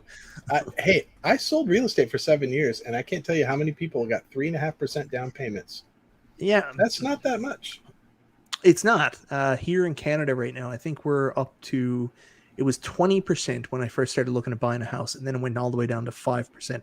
But see, there's problems with that too. So anyways, this show is no longer about home arcades. It's all about mortgages now. Let me tell you how to get a USDA loan. You can get Yeah, so here in Canada, it used to be you got down as low as 5%, sometimes even 0%, and then people were getting like 50-year mortgages, and people just went bananas buying like houses they really couldn't super afford with these new terms. And then all of a sudden, house prices jumped. Like prices for houses were 130,000, all of a sudden jumped up to 300,000. So I had friends that got in and they were like, hey, my house is paid off with the equity. 2 years time, rock and roll. All right. So I've been getting messages from CT Jason. I've been stop talking about him. Yeah. Are you serious? Also, yeah. He's like, cut it out, guys. He's like, cut it out. But I did randomly, unrelated to what you're talking about, get a voicemail from completely somebody else, which I'm going to figure out a way to play that. This is what I'm going to do. Random video visuals. Okay, so I'm going to play this really quick, and we'll see. I got to share screen in a funny way. Let's see. Share the screen. Share system audio. All right, here we go. I'm sharing with system audio. Give me... no, don't do that. Boy, this is really hard to do, whoever randomly called me and told me to do it this weird way. Okay, here we go. My name is not important, but I'm a long-time listener. Wow, I have no clue who that person is at all. Not Street Fighter 2, but Street Fighter 1. Wow, that guy was troll. He was just trolling us. Troll. Yeah, that can't even be his real voice. I don't know. There's no way. All right, so let's back it up. So we're talking about if there's only one game, but now we're like, no, we should buy a bigger house. Okay, so Jeff Rainwater, explain to these lovely people on the show the secret to success and how you could buy a bigger house that will allow you to own as many arcades as you want. How does one do that? You gotta have the space for it, right? If you're living in the city and your neighbor's here and the other neighbor's here, you got nowhere to expand. Ooh, so you're saying you're living in the wrong place. Living in the wrong place. You got to live somewhere. Think when you buy your house, think expandability. Maybe that is, I can eventually knock down this wall and add onto this room. Maybe it's, I've got this extra giant rec room that don't have any plans for. Maybe it's that you have 6 acres and you can knock out some trees and put in a giant shed. See, I use a similar theory when I buy my clothes. Expandability. I can eat so many burgers. Expandability. You know, it's funny. While we're talking about stretchy earlier, pants. Yes, some of the things that we bought, one of the things I didn't show that I want to show that I owned as a kid, but I only recently, I purchased a couple years ago, is this guy. Oh, Hold wow. on, Oh, my God. check out the quality of this one. Now, someone's looking at this going, wow, that is a complete inbox Game Boy. Crisp. It looks like it's good condition. Yeah. $90. Wow. $90. But see, it's not about the Game Boy being that. It's you got to spend $200 on a giant magnifying glass, the light, all the accessories to make it so that it's like this big. The backlight, yeah. So you guys did that, right? Yeah, for sure. I did as a kid. For sure, what I found was when I was buying these collectibles, I would look and see I'll show you my trick. I'll show you exactly my trick. Okay, so I'm going to share the screen, and if you're into collecting, maybe you guys know a better way, but it's like you go into eBay and you search for a Game Boy, new inbox or something like that, or complete inbox, whatever search you're going to do. And I think let's see, Game Boy, what would you call it? Is that a reproduction or is that an original? It's an original game. Yeah. So whatever it is you're looking for, okay? So you start looking at what the price is, right? But then you're going to go on the side and you're going to see, you find the box where it was like, no, you want to see the condition or whatever. You want to see what's sold recently, right? And this is what Michael B. was talking about earlier, about using eBay as a way to identify the completed items and the sold items. So you can kind of see like what the rate is going for on these certain items. So you get your target price of what in the last 3 months on eBay, what something was going for. My goal when I was picking up new consoles is to be essentially number one, to be the cheapest, best quality. I purchased the cheapest Game Boy on eBay within a 3-month period of time. And so when I was negotiating with someone on eBay, like if $450 was the price, I want like a really good deal, like $200. And if you wait and you're patient enough, you can get a pretty good deal. I was able to get a complete inbox, not new inbox, but complete inbox Nintendo for $90. It was like $90. Beautiful case. But this one was interesting. It went out on eBay. The person had never sold anything. Oh yeah. And so everyone's like, nope, not touching this. The picture of it was horrible. Like they took a picture with their camera. There was no lighting. You couldn't see it at all. And I sat there and studied it going, this is either a scam, right? Or it's legit. And so I went on the bet of, I started doing the research, and it's like, if I purchase on this, are they going through PayPal? Could I get my money back if I never receive the item? And everything was telling me, like, I can get my money back if this is a scam. Because they weren't asking for money in a weird way. So I went for it. And it was like a buy it now, too. So I just like, and the thing is, with buy it nows, you got to grab them right away. But if it's an auction, you got to, like, snipe for it, right? So I got to tell you this. One is congratulations, and when it's stuff like that, you can score some really good deals, but it's high risk, high reward. It's for sellers with low credibility. You take that chance, but it's a pretty safe bet when you see it through PayPal. But I sold a couple things on eBay just because I couldn't get really good value for it here. Like I had 3 CastleMania Game Boy Advance games. Complete in box, beautiful condition. I decided I was going to turf them, get rid of them out of my collection. So I sold them all, and Harmony of Dissonance I had up. It was buy it now. No one bought it. So it went to auction. It actually sold for $100 more than the buy it now price because people went nuts the last day. So it sold for $100 more than the buy it now price.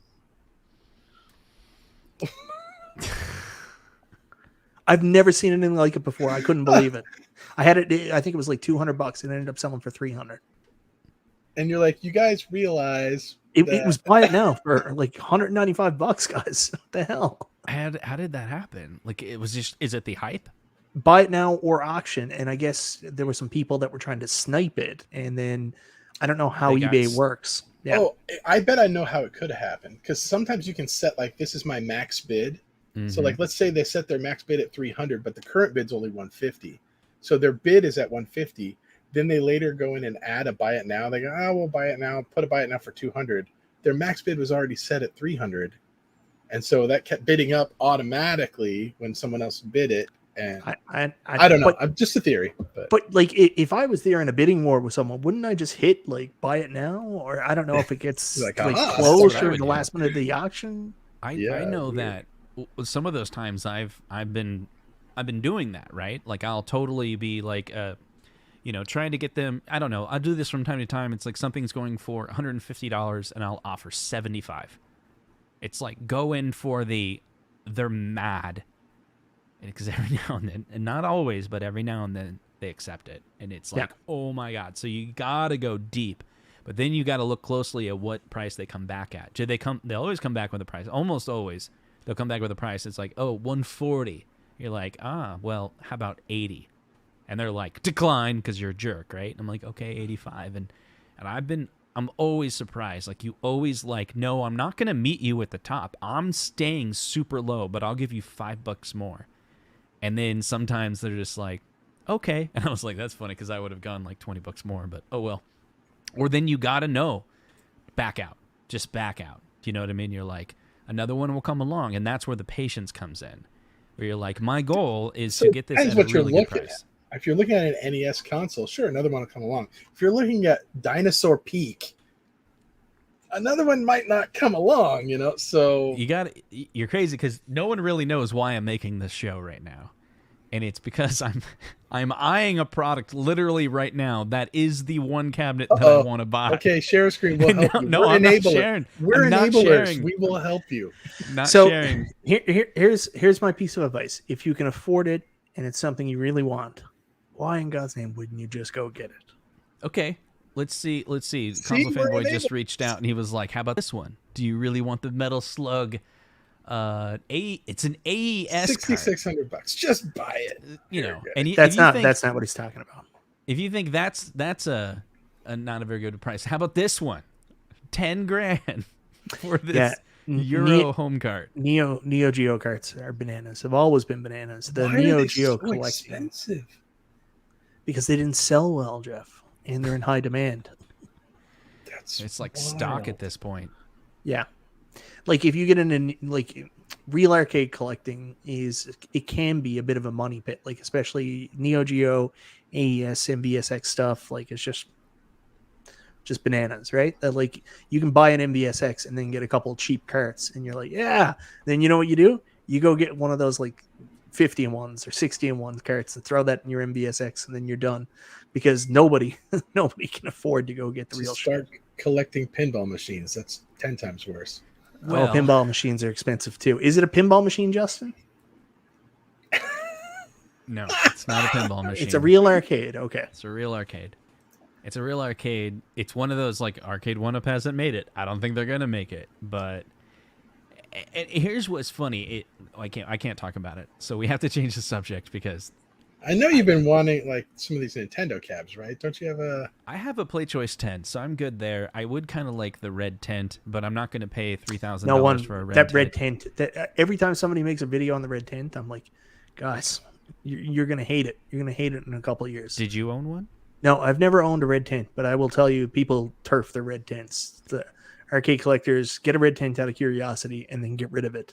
Is it Is kind it of just like a because you pong? gotta be You get the on both pong, sides? get it out of you, and then you get rid of it. It takes up too Justin, much room. Justin, listen, I can take you saying a lot of things about me, about my size, all that stuff, but lay off the pong pub table, okay? So wait, so what's the issue with the red subject, tent? Is it huh? because it breaks down a lot, or is it because you just have to have the space on both sides of it? It's just a stupid piece of arcade history. I don't like red tent. It's just stupid. It is stupid. The only thing that would hesitate me from not getting a red tent is it kind of is awkward and takes up space, but it's the same thing for a cocktail. Like, I own a cocktail in my garage, and I thought I would bring it into the house. And we're going to have a party at our house, like the first party. Well, we'll see how it goes, but I've been thinking about bringing some of those things in. It's a 16-1 Pac-Man cocktail. I think that would be fun, but I haven't brought it in to the house to this point because it kind of takes up room, you know? So, a cocktail is great if you want to throw it in your kitchen or you want to have like a little drink eating area in your arcade. Otherwise, I don't know if it really serves a purpose. Like, I always thought the cocktail would be really fun and I could just have it in the kitchen and pretend I'm at like a Pizza Hut. But like, I've never really seen cocktails, and I don't have as much arcade experience as everybody else. But I remember seeing cocktail cabinets at like the dry cleaners and stuff like that. I don't really remember seeing them in arcades. I remember seeing them in bars and stuff like that, but that's it. Wow. Yeah, pizza places and stuff. You're describing where you would see them as a way to put them down and say how horrible they are. I mean, yeah, let me tell you about the class of 81, you know, but I don't know about this pug table. You know, where did I see pug tables? At dive bars, you know, like just the. We're talking about a real product. Of the earth. I actually kind of like the form factor of that I love pub table. If you had like a pool table next to it, right? Because you know how they have pool tables and people can kind of sit at like a pub table next to a pool table. They just kind of go hand in hand. I feel like that would be good for that. Cocktail tables at Pizza Hut. That's why I like seeing cocktail tables in people's homes. We keep going through different form factors. We're trying to figure out what this is that you're wanting to that So you're considering you buy an buying here. Arcade1up cocktail table, you put it in your kitchen, you lay down a paper plate on it. Somehow the screen is completely scratched. It's ruined. Those cocktails, almost all of them are scratched up. I saw another one literally in Waukee, which Design is flaw. Waukee, Iowa. It's not too far from me, and it's all scratched up. I think they wanted like $1,300 or something like that. But it's got a CRT. It's original Pac-Man, but man, the top is scratched up. Mine's scratched up too, but I was like, I should. I mean, can I get a replacement like glass on the top there? I probably could, right? Go to a glass person, but then it's probably going to get scratched up right away too, right?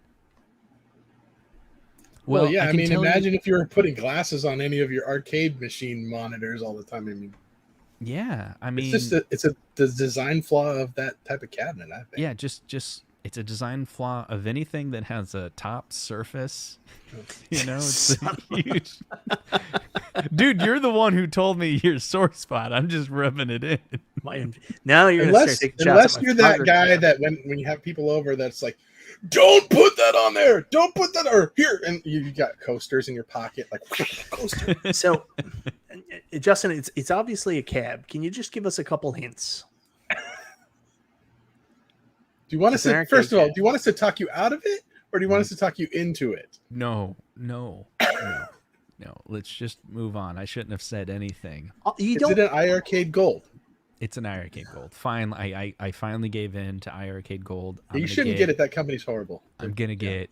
I'm gonna get the Space Invaders. Yeah. I'm gonna totally get the Space Invaders. Will you tell me offline what it is? He's not gonna tell us. I think are you admin on this channel? Right? Are you admin on? Yeah. You can see then, but don't say anything. I'll add to stream. I feel so left out. So, okay, well, at least tell us, why is it that you're hesitant of this? You just don't have the room. You don't want to spend the money. You are embarrassed because it's a Sailor Moon cabinet, which you shouldn't be because it's a great game. Hold on, before you go there. No, it's I think I'm gonna get it. I think I want to. Well, it's an auction, so I don't know. Oh, that's why you don't want to. Okay, I got you, because you don't want to. You don't want people to bid against you. I don't want anyone to bid against me. I got you. I hear you. No, I've been there. Yeah, I bid on a pinball machine, a Star Wars pinball machine, and then Conti Dinta ended up winning it. Yeah, he's slimy like that. Yeah, that would. Yeah, it's kind of funny because we used to do those arcade streams, but if you're actually like bidding on it and you're basically marketing to everyone, be like, okay, this cabinet I totally want, like it's such a good deal, and it's like, well, it's like hundreds of people are gonna fight you for it now, right? Like right. I don't want to do just that. Between you and 216 of your closest friends that are totally not into arcades at all, so don't even worry about it. Yeah, absolutely.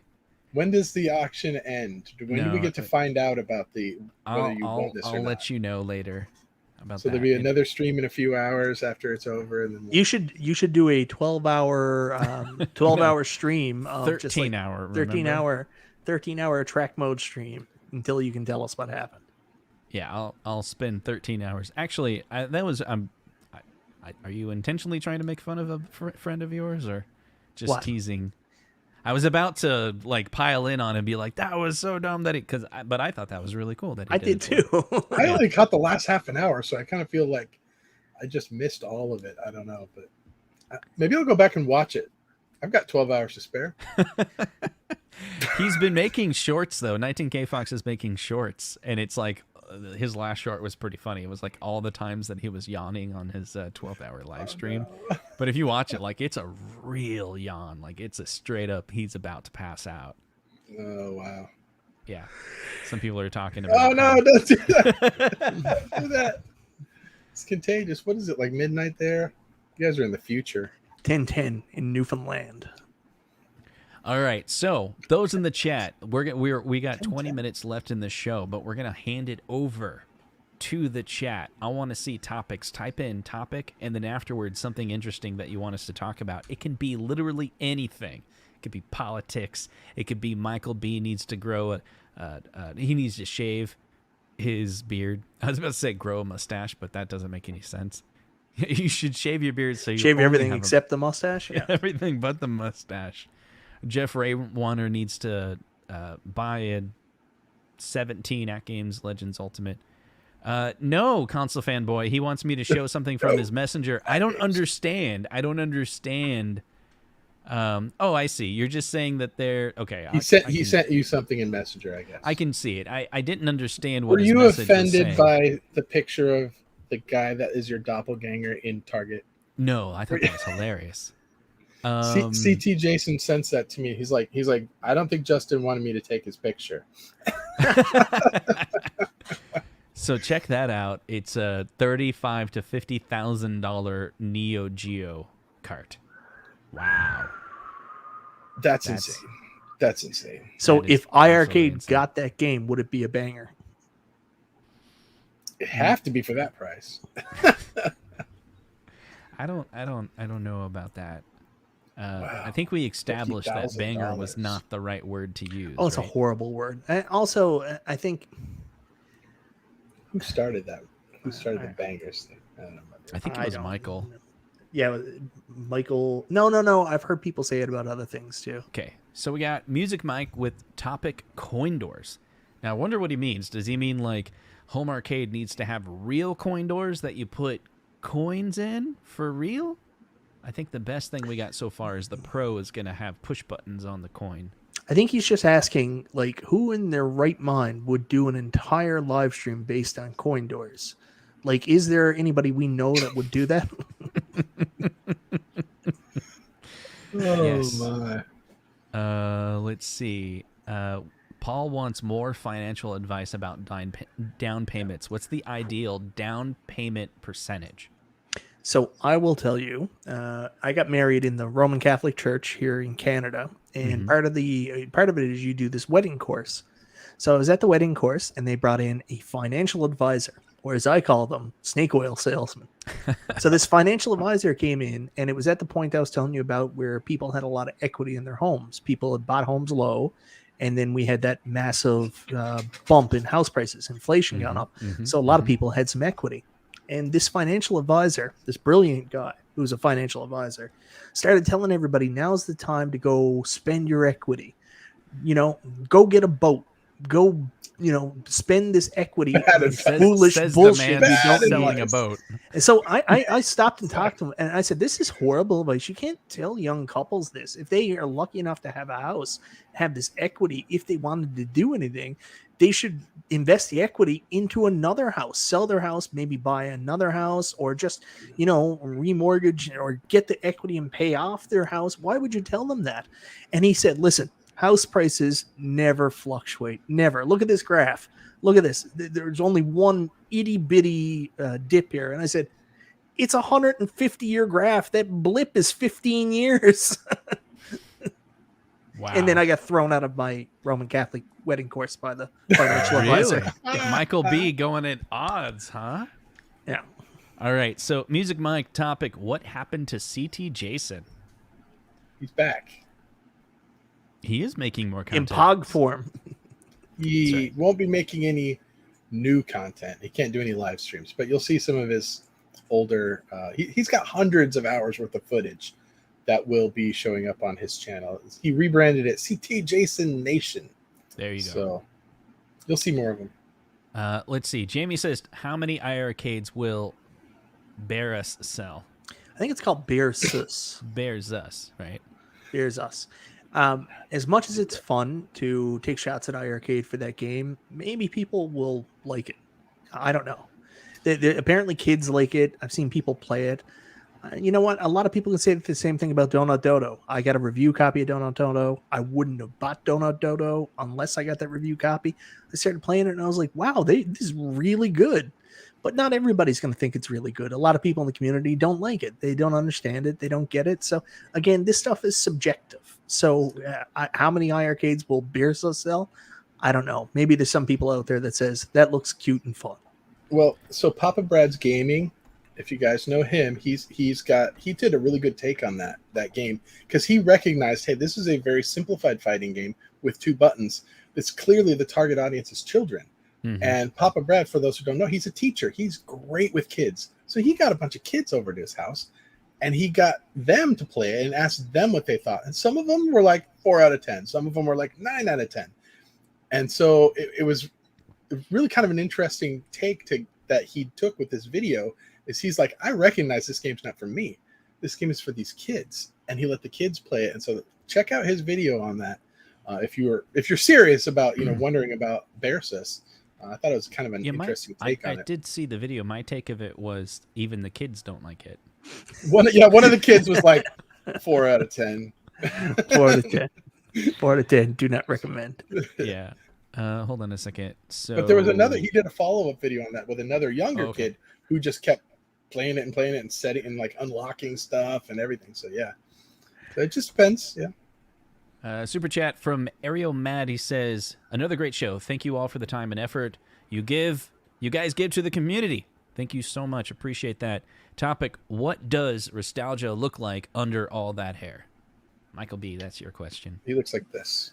Nostalgia has to cover himself with all that hair because have you ever heard about like the divine voice and how it can absolutely blow your ears out? But if you see Nostalgia in his true beautiful form, your eyes would just pop out of your head.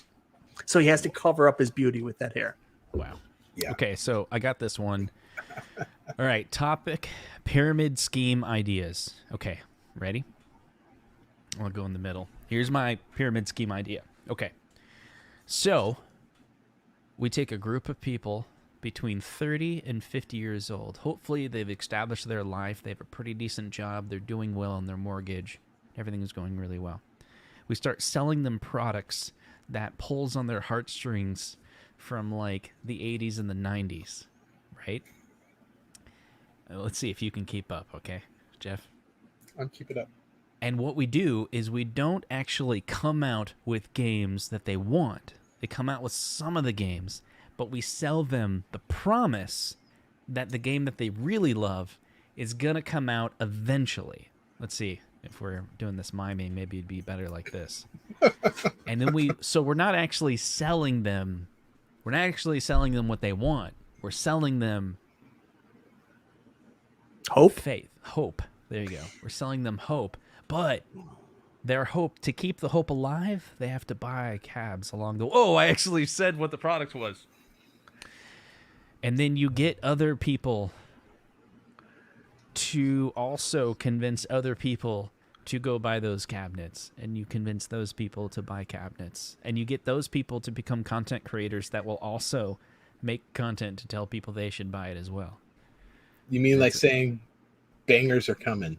There you go. And you come up with topic, you come up with a saying, anything is possible. And then people are like, I'm going to get every game I want because anything is possible. And then P-Dubs, actually, I don't know if you guys have it here, but I think he came up with the bangers thing. P-Dubs came up with a new saying there this weekend. Someone was shitting on iArcade. There's been a lot of these posts with people shitting on iArcade in the games. And P-Dubs came out with the new slogan for iArcade. iArcade, it's better than nothing. It's playable. No. It's better than nothing. I got it in my pictures somewhere. Like I actually circled it with a red line and everything. And I was like, that's perfect. That's what you say to these people now. When people are like, I don't like this game and we didn't get anything this week. You'll be like, hey, it's better than nothing. Let's see. I really like shmups. That's probably part of the reason why I really like it so much because it's just got such good shmups on it. Yeah. It is a good machine for shmups. Has anyone played Shredder's Revenge more than once? Played it twice. I think I played it on that live stream. There's some guys at work that wanna play it, but I don't know. I haven't gone back to it. I'm not really sure why. Shredder's Revenge is awesome, but it's funny because in replayability, there's lots of different things you can do with it. But here's where it gets interesting. It's too long. So from the aspect of being able to play a beat 'em up game over and over and over again, like if I want to numb my brain and go down and play through TMNT takes like 35, 40 minutes. Mm-hmm. Shredder's Revenge takes 2.5 hours. So as much as like it's awesome, it's beautiful, it's 2.5 hours of your life to get through it. So you're not going to just do a quick burn through with people. What if they did this with Shredder's Revenge? What if they took the game and they split it up so that one playthrough was half of the levels randomly selected? So it adds replay value. Now you want to play it again because you might get different levels. And then the game's half as long, but you play it again and you're experiencing new things. Other games do that, right? Like a lot of shmups do that. Like when you start the game, different player, you're kind of playing through different levels. Or remember, maybe the first level and the last are the same, but like the middle ones are all randomized or something. How about call back to Doki Doki Panic, right? Doki Doki. My son reminds me every time, like, hey, Dad, remember, this isn't actually Mario 2. It's Doki Doki Panic. It's like, yeah, so Doki Doki Panic, right? You had to play the level 4 times. You had to actually, to beat the game, you had to beat every level with every character. So even though you're like, chose character 1, and you're like, yeah, I totally nailed it because they have these easy, maneuvers to do. Ah, dang it, the price went up. Anyway, sorry, I'm bidding on something right now. You had to keep on beating it with other players. I got that. So that forces you to play the game multiple times. But with Mario 2 in North America, they're like, no. You basically every single time a level starts, you get to pick, and we always chose Peach, right? Which brings me back to my original. Let's see if I can pull it up. Peach is check this out. See what I did there? Gaming Historian. This video is really good because it talked about Princess Peach and how like she was called Peach, and then in North America they're all like, no, we're gonna call her Princess Toadstool, Mm-hmm. And then so for a while there it was like there was 2 names, and then eventually they're like, it's Princess Peach. It's the same person. Yeah, alternate. it's the same person. So is this how this all ties together? I'm so confused. So you talked about the gaming historian in your monologue. You talked about this. How does it all tie together? There's no connection. There's no connection. I guess if you really want me to tie up the loose ends. Yes, you got 8 minutes to wrap this in a pretty bow and send everybody home. He's bidding on a Super Mario cabinet. This idea is watching other content creators can give you sparks and ideas, not one that you would originally assume. Gaming Historian is filled with a whole bunch of facts and knowledge about history, about gaming. You can listen to one video, and that one video, I say listen because I listen to it like a show, that one video can bring you back to your childhood and have you remember and recall details about the particular life that you had, the games that you loved. And it gave me this thought. I think Gaming Historian is my favorite creator. Like, if I could only have one, he's that good. Like, he's that good. I love all you other guys as well. But I listen to a ton of his content because he has long-form content that you can listen to on a drive for a long time, and he's telling you about gaming history that some of it you knew and some of it you didn't know. Better than Stevie T, really? Stevie T is pretty good. Oh, man. Nickelback videos. Stevie T is a guitar player that makes he's like the Zohar of the music scene. He's amazing. There's too many creators that have just disappeared or never got the breaks they deserve. Like there's another one, Clan of the Grey Wolf. Do you remember that? 8-bit Gems, 16-bit Gems. That's what it was called. Sorry, he did one episode that was an 8-bit gem. Anyways, he used to do fantastic RPG style videos. If you ever get a chance and you got some time to kill, look up Clan of the Grey Wolf, Rue, 16-bit Gems, and go watch his stuff. Like his stuff on. Oh my god, he looks like Bob Saget. Anyways, like honestly, he disappeared, but he is fantastic. Like one of the just the best content creators. Yeah, this guy. Yeah. Okay. Yeah. Rue is pretty amazing. Justin, I think you'd like his stuff. And there's another guy that it always bugs me. It bugs me that I got more, like I was bigger than this guy in the end because he's so much better than I am and his content is so good, but I guess it just didn't find the audience it needed. Like it actually offends me that I have more subscribers than him. There's another guy by the name of Chris Bucci who does Turbo Views, and it's all about, he's reviewed every single TurboGrafx 16 game and his stuff is awesome. And it goes back. This is how long ago he started making YouTube videos, Justin. Most of his videos are in 4:3. Oh my gosh. I was thinking about that recently. I was going to go live in 4:3 to see what the audience thinks. Yeah. Anyway, Chris Bucci. Yeah, well, Such it's a called troll. Spider1A. And I think this is a lot of the reason why his channel never took off. His channel's named Spider1A, but his big thing is turbo views. Yeah. Okay, I see it. He's making content, right? 2 months, 3 months Yeah, yeah. ago, he still makes content. Okay, I'll start subbing to these people that. It sounds like what you're saying is they're like similar to, Norm from Gaming Historian. Yeah, I mean, because he's talking about. There's tons of people out there. You never know. Like sometimes you do. Like with My Life in Gaming. Here's something you probably don't know. Mm-hmm. They actually didn't start off doing My Life in Gaming. They actually started off with How to Beat series. They used to do these instructional videos on, like, I think the first one was How to Beat Shovel Knight, and it was these old school like VHS with an announcer. Remember, you used to buy those tapes back when you were a kid, How to Beat like Mega Man and stuff like that. Mm-hmm. Well, they started doing that, and then it morphed into My Life in Gaming, which is now YouTube juggernaut, like one of the best channels on YouTube. Right. Well, Yeah, I always appreciate channels that go through and they get all the information. They really do a lot of research. They go back, they play these games and capture all the footage. It's so easy for us to just like turn on our webcams and sit here and just chat about arcades and decks and lawnmowers and stuff for 2 hours.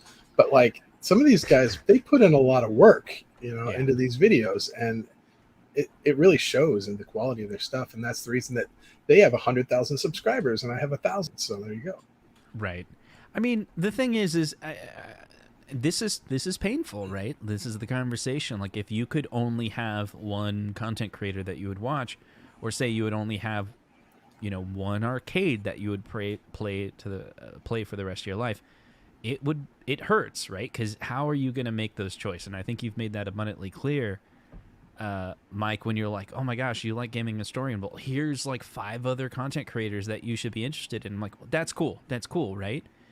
And it's true. There's other content creators that I absolutely love. Like right before I went live, as an example, I was flipping out because RetroRGB Bob went live, and he's basically talking about Analog Pocket finally released their firmware update. And if I understand correctly on it, this Analog Pocket, which I've owned for, I don't know, 6 months or so, everyone's been waiting for the next firmware update, because every analog product that they've ever released, it's jailbroken, right? Except for this one. And he's like live, and he's like, actually, I think I was watching a little bit of the stream, like he's straight up sideloading games on it, on the Analog Pocket for like the first time. Like it finally happened. And following his channel for a really long time and helping him out on the website, it's hard for me to say that he's not my favorite content creator, because he's the content creator that got me to even download the YouTube app, right? Like prior to that, I didn't have the YouTube app on my phone. It was just like YouTube was a place that I would like, someone would send me a link to a funny video at work, right? But then finding RetroRGB's website many years ago and learning all about RGB modding, like really got me into this modding hobby. But then I was like, oh, he's a content creator, and I was religiously watching his podcast every single week, which is probably stems why the weekly show that I do, I call a podcast, because he's like the person he's the role model that I'm trying to be like one day I can be as good as him. Super chat from BCB147. He says, if we're all shouting at folks, Pat-Man QC is great level of research, and he's got that weird what's this word I'm looking for? Irreverent uncle vibe, telling off-color jokes. So what people feel like in Nostalgia's direct presence. How quick did you come to that conclusion? Like, I'm sitting here struggling with irreverent, and I'm trying to understand and dissect this uncle vibe, and then I got stuck with, what does he mean by irreverent uncle vibe? Like Nostalgia. When and then nostalgia's he's like, there, boom, he's talking about nostalgia. Yeah. Oh my God. It's not wrong. Yeah, I don't have a quick brain like you do, man. Absolutely. No, it's a one-track mind is what it is. It's always just, how can I make this into a joke about nostalgia? Yeah, that's 100% right. Jeff's on to me. 100%. Well, let's do our round let's talk about, Jeff, if you want to talk about where people could find you, what you're interested in this week, what content you have out, whatever final thoughts. Got a channel, Rainwater Games. Come check me out. I don't have any like regularly scheduled stuff, and that's how I like it. So don't ask me anymore. I know Michael B gets on my case. It's like, Jeff, you can be on a show and you can stay on a show, but I can't. I don't like being scheduled. I like to just do my own thing. And so yeah. Okay, I'm just gonna ask you right now, how in God's name have you been part of 2 shows and somehow you basically started these shows and then are now no longer on them? How did that happen? Is it all politics? I just, for me, I get when it becomes like a job, it's not fun anymore. And when I'm scheduled, I've got to be here on this day at this time. I've got to have content prepared for this or whatever. That's not fun to me anymore, because then I feel like it's a job and I want to make videos when I want to make videos. I've got content. I've got stuff that I've recorded a long time ago that I just haven't edited yet. So and when I feel like doing it, I'll do it. You know what you guys are all doing wrong? And I always tell this to P-dubs, and it's the over preparedness. Like, we just hang out. Like, when I go on a show, I just want to hang out with people and just get on with nonsense and just talk about fun stuff I like talking about. And I don't think I'm the epitome of the best show ever by any means, but I think sometimes people over prepare. So like when I see like podcast shows doing like recorded segments and stuff, and I'm like, man, that's a lot of work. Why are you doing that? Yeah. Here's the thing. Not that look, obviously Mike knows that if you're a content creator, you have the right to make whatever content that you enjoy making. I think I agree a lot with what you're saying. To be transparent about the content that I make today, the show that I put together, I prepared a 10-minute monologue. I totally messed up on the intro music, probably killed the vibe of what I was trying to say. But the idea is, I love that. For me, I love the format. I would encourage anyone else to do that same format, where the first 10 minutes of your show, you try to it's a monologue. It's a single person talking, because that's YouTube and people like a 10-minute. It's probably where you're going to get your majority of your views from, right? Because it's like a normal video. And then afterwards, it's a hangout session. Not everyone has to watch the whole thing. Believe me, not everyone watches this show. Like, not everyone watches all the way. Like, if you go watch, like, if this has 1,000 views or 2,000, 3,000, it's not like at 100% watch time. They all die off at 15 minutes and it goes. Exactly. Yeah. And that's why I'm like, wow, the 15 minutes is the most important. Like, you put it in there, and then everyone else that wants to just hang out and listen to a show for the rest of the hour, or 2 hours in this case, is like willing to do that, right? You had 15 minutes to hook people, and you played that music, Justin. Way to go. It was a mistake. I mean, I got it. Like, now I'm on the right epidemic sound. He usually plays the Katy Perry stuff. Yeah, now I'm on the right. See, this is better, right? But you know what everyone should be doing right now, right? Actually, before we go let's... mowing the lawn. What do you got going, Michael B? I'm not 100% sure if I'm going to be doing my show tomorrow night. I want to. I got to figure it out. My uncle actually, unfortunately, passed away this morning. So they're going to be rushing with the funeral. So the funeral is going to be on Tuesday, and my family wants to, like my mom and them, want to go out to the wake and stuff tomorrow. So I'm not sure if I'm going to go out with them or go out on Tuesday. So we'll see. I should know tomorrow what I'm going to do about the show. But, that is what it is. And we'll see what else I can get done. Summer's been incredibly busy. A lot of my produced content stuff I like to do, like reviews and stuff, takes a long time. I just haven't had a lot of time to do it, so I've been doing more talking head and live stuff, but I'm having fun. I got lots of cool stuff recently, so hopefully I can do some reviews on that and get it out to you. So there it is. That's awesome. And don't forget, guys, this is your last chance. I'm telling you, it's their last chance. Where is it? I hold this on. Bid against Justin on this Super Mario Kart. It's your last chance. There's 5 hours left. The link is in the description. I hit the 10,000, so we're going to do this giveaway soon. 5 hours left before the giveaway. We're not going to be taking entries anymore. And then at that point, I'm going to figure out how to get a hold of CastleMania Games so we can put together some live thing so that we can pick a random winner. I'll let the system pick a winner. But you know what you guys all should be doing right now is that 19K Fox is live and he's hot. Is he hot? Like, we should probably talk about this, right? He's hot. he's Yeah, objectively so he's objectively good looking. You But know, he's not I mean, hot. he's not hot. You know, He doesn't have a six-pack. I thought he would. I got to tell you something. He's got a six-pack. I got to He's tell you something tall, really though. quickly.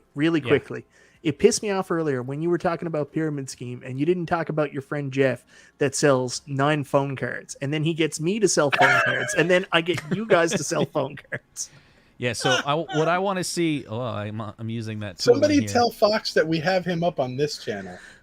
Yeah. Would And you then buy maybe the he'll re-release? get him to pull us I don't up think I on would his buy it. channel. That's right. So what I want to see is those. Let me pop this back in. The people from this show start leaving this show and going to 19K Fox show, and then we'll see you in the chat, right, on this show saying hi. So everyone go over to his show, which I linked in the linked Tell in him the to chat. pull us up. Say Tell us- hi. Say Justin Console Kits raid. I want to hit, like, we have 172 people in the chat. It's time to leave. It's time to leave. I want to see 100 people say raid, Justin raid over there, just to totally throw 19K Fox off his game. Okay? And then some of you are going to hang out, right, while we see, no, I would not buy. I've already voted. Come on, let's get rid of this. I want to see Fox pull up this Close the stream on his channel. There we go. We're starting to see the I boom. gotta make this bigger so I can see this. Console fanboy is saying the raid, and if you're smart enough, you're actually watching live on both channels. You're just like, both of them. We got there we go. Console Kits raid, Dark Room Arcade. What's up, everybody? I want some more raids. Come on, 150 people, get going. The show's over. You're not gonna miss anything. You're not going to miss anything. Go ahead and leave. If we get down to 20 people, it's fine. Just go over there. Console, go over to freaking 19K Fox and Guys, say, 8 minutes behind in the chat. Probably. He doesn't listen. Everybody go watch 19K Fox. Tell them that they're never going to make an Arcade1up AVP cab. Nope. Here's the reasons why. Confirmed. no AVP. It's never going to happen ever. Tell him they're gonna skin an iArcade with AVP. See Okay, what he guys, says. so the cabinet that I'm bidding on Oh, now that everybody's gone. Yeah, is a yeah. Star Wars arcade. Star Wars Arcade. Yeah, it's That's fun. It's a Star Wars There's arcade. still 141 people in here. Don't tell anybody. Shh. Okay. Want more Console Kits raids over at 19K Fox. Come on, let's do it. Tell them no AVP. No AVP. Come on. Let's think let's show YouTube that there's this channel can They're gone. I gotta go open live. another window. Let's see. Console like- fanboy is watching both. He's watching both. Watch out, Watch- buddy. Okay. I'm gonna yeah, play here we music go. so everyone leaves. Hello, hello. It's sad to my bestest friends. It's sad that we'd be just friends. And da-ba-da-da-da. I don't know the words. Won't you help me sober up? All the big kids, they got drunk. And I wanna do something again. I don't know the words. Wait, he's Won't talking about you you. help me sober up? All the big kids, they got drunk. And I wanna feel special again. No, don't you help I me? don't know what he's talking about. Help me. How's it go? How's it go again? Do you know any Eve 6? Is Eve 6 a band you're familiar He with? was 6. Yeah, that was a 90s My band. favorite color is you. You keep me dun dun dun dun dun. My favorite color is you. You keep vibrating on my frequency. My favorite color is you. Were you thinking more like Here's to the Night or Inside Out? Oh, here's to the night. Here's Hello, to the hello. night. Yeah. Anyway, okay, we're almost to 100 people. Come on. Do I need to? I need to play. How do you not know any Eve 6? What were you I don't doing know with any your Eve life? 6. Say if you guys know this song.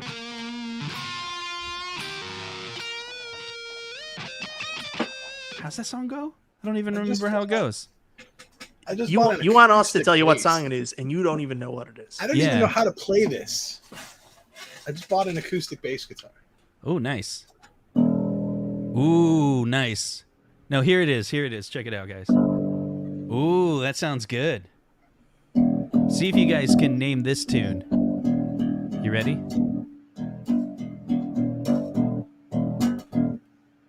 Sorry, It's the Spy Hunter. Pretty good. It's the Spy Hunter theme. Sometimes wish I never knew born at all. Oh, Justin, Right you're to so the guitar demonetized right now.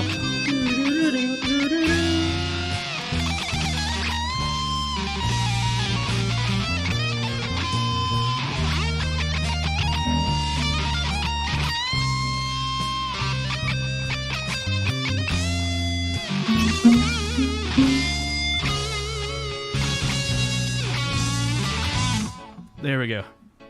Not too bad, huh? I almost just got a it. little silhouette of a man. Scaramouche, Scaramouche, can you do the fandango? Thunderbolt and lightning.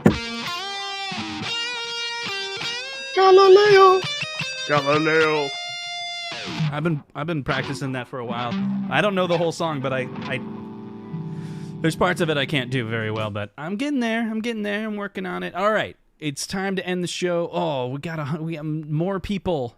More people came. They're coming back. They're coming back. You gotta They're go. coming back. We They gotta went get over below there. 100 to end the show. You're talking about coin doors or Just something. restreaming 19K Fox's stream. This is everyone go over there and hit that like button. Seriously, there's only Tell them to there's restream 125 people watching 19K Fox and only 37 likes. What's going on?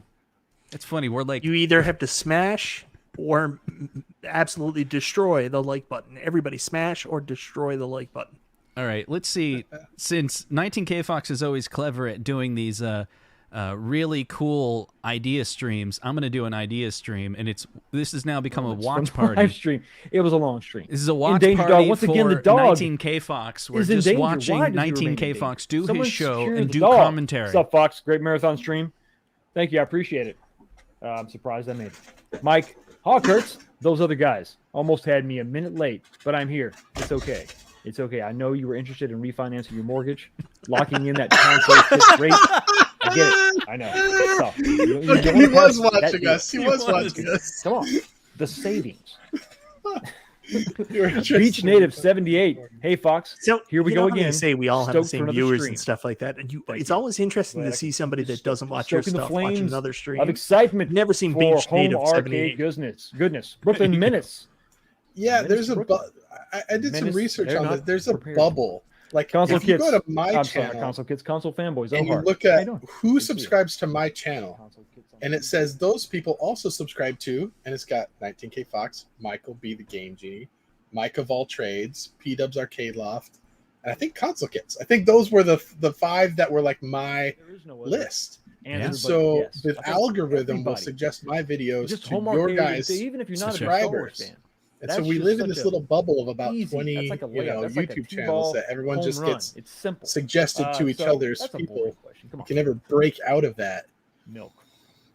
So if you ever want to do a channel Sad that is about not milk. related I'm not drinking to milk. I'll arcade, tell you that. don't have your friends from this community subscribe to that channel. It'll shove you back into that bubble. You'll never There get you out. go. That's what you're doing with your rainwater channel, right? I'm not. That's I more know, so I'm for like just- personal, like Yeah. family. I've got unlisted stuff that I send to my family. And that No, kind of stuff. it's just it's teasing mainly anyway. it's mainly you're just trying to get that huge lawnmower camera accident market. I want to get the free lawnmower parts. I'm telling you, I need an upgrade. Oh man, there's markets in this stuff. I'm telling you right now, you got to be smart.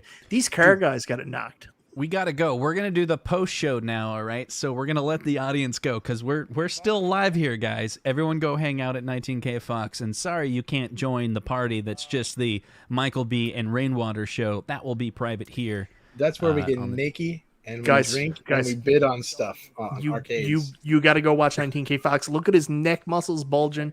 He's about to go Super Saiyan. I'd go watch Fox right now. All right, we'll see you guys. See you guys next time. Thanks for hanging out.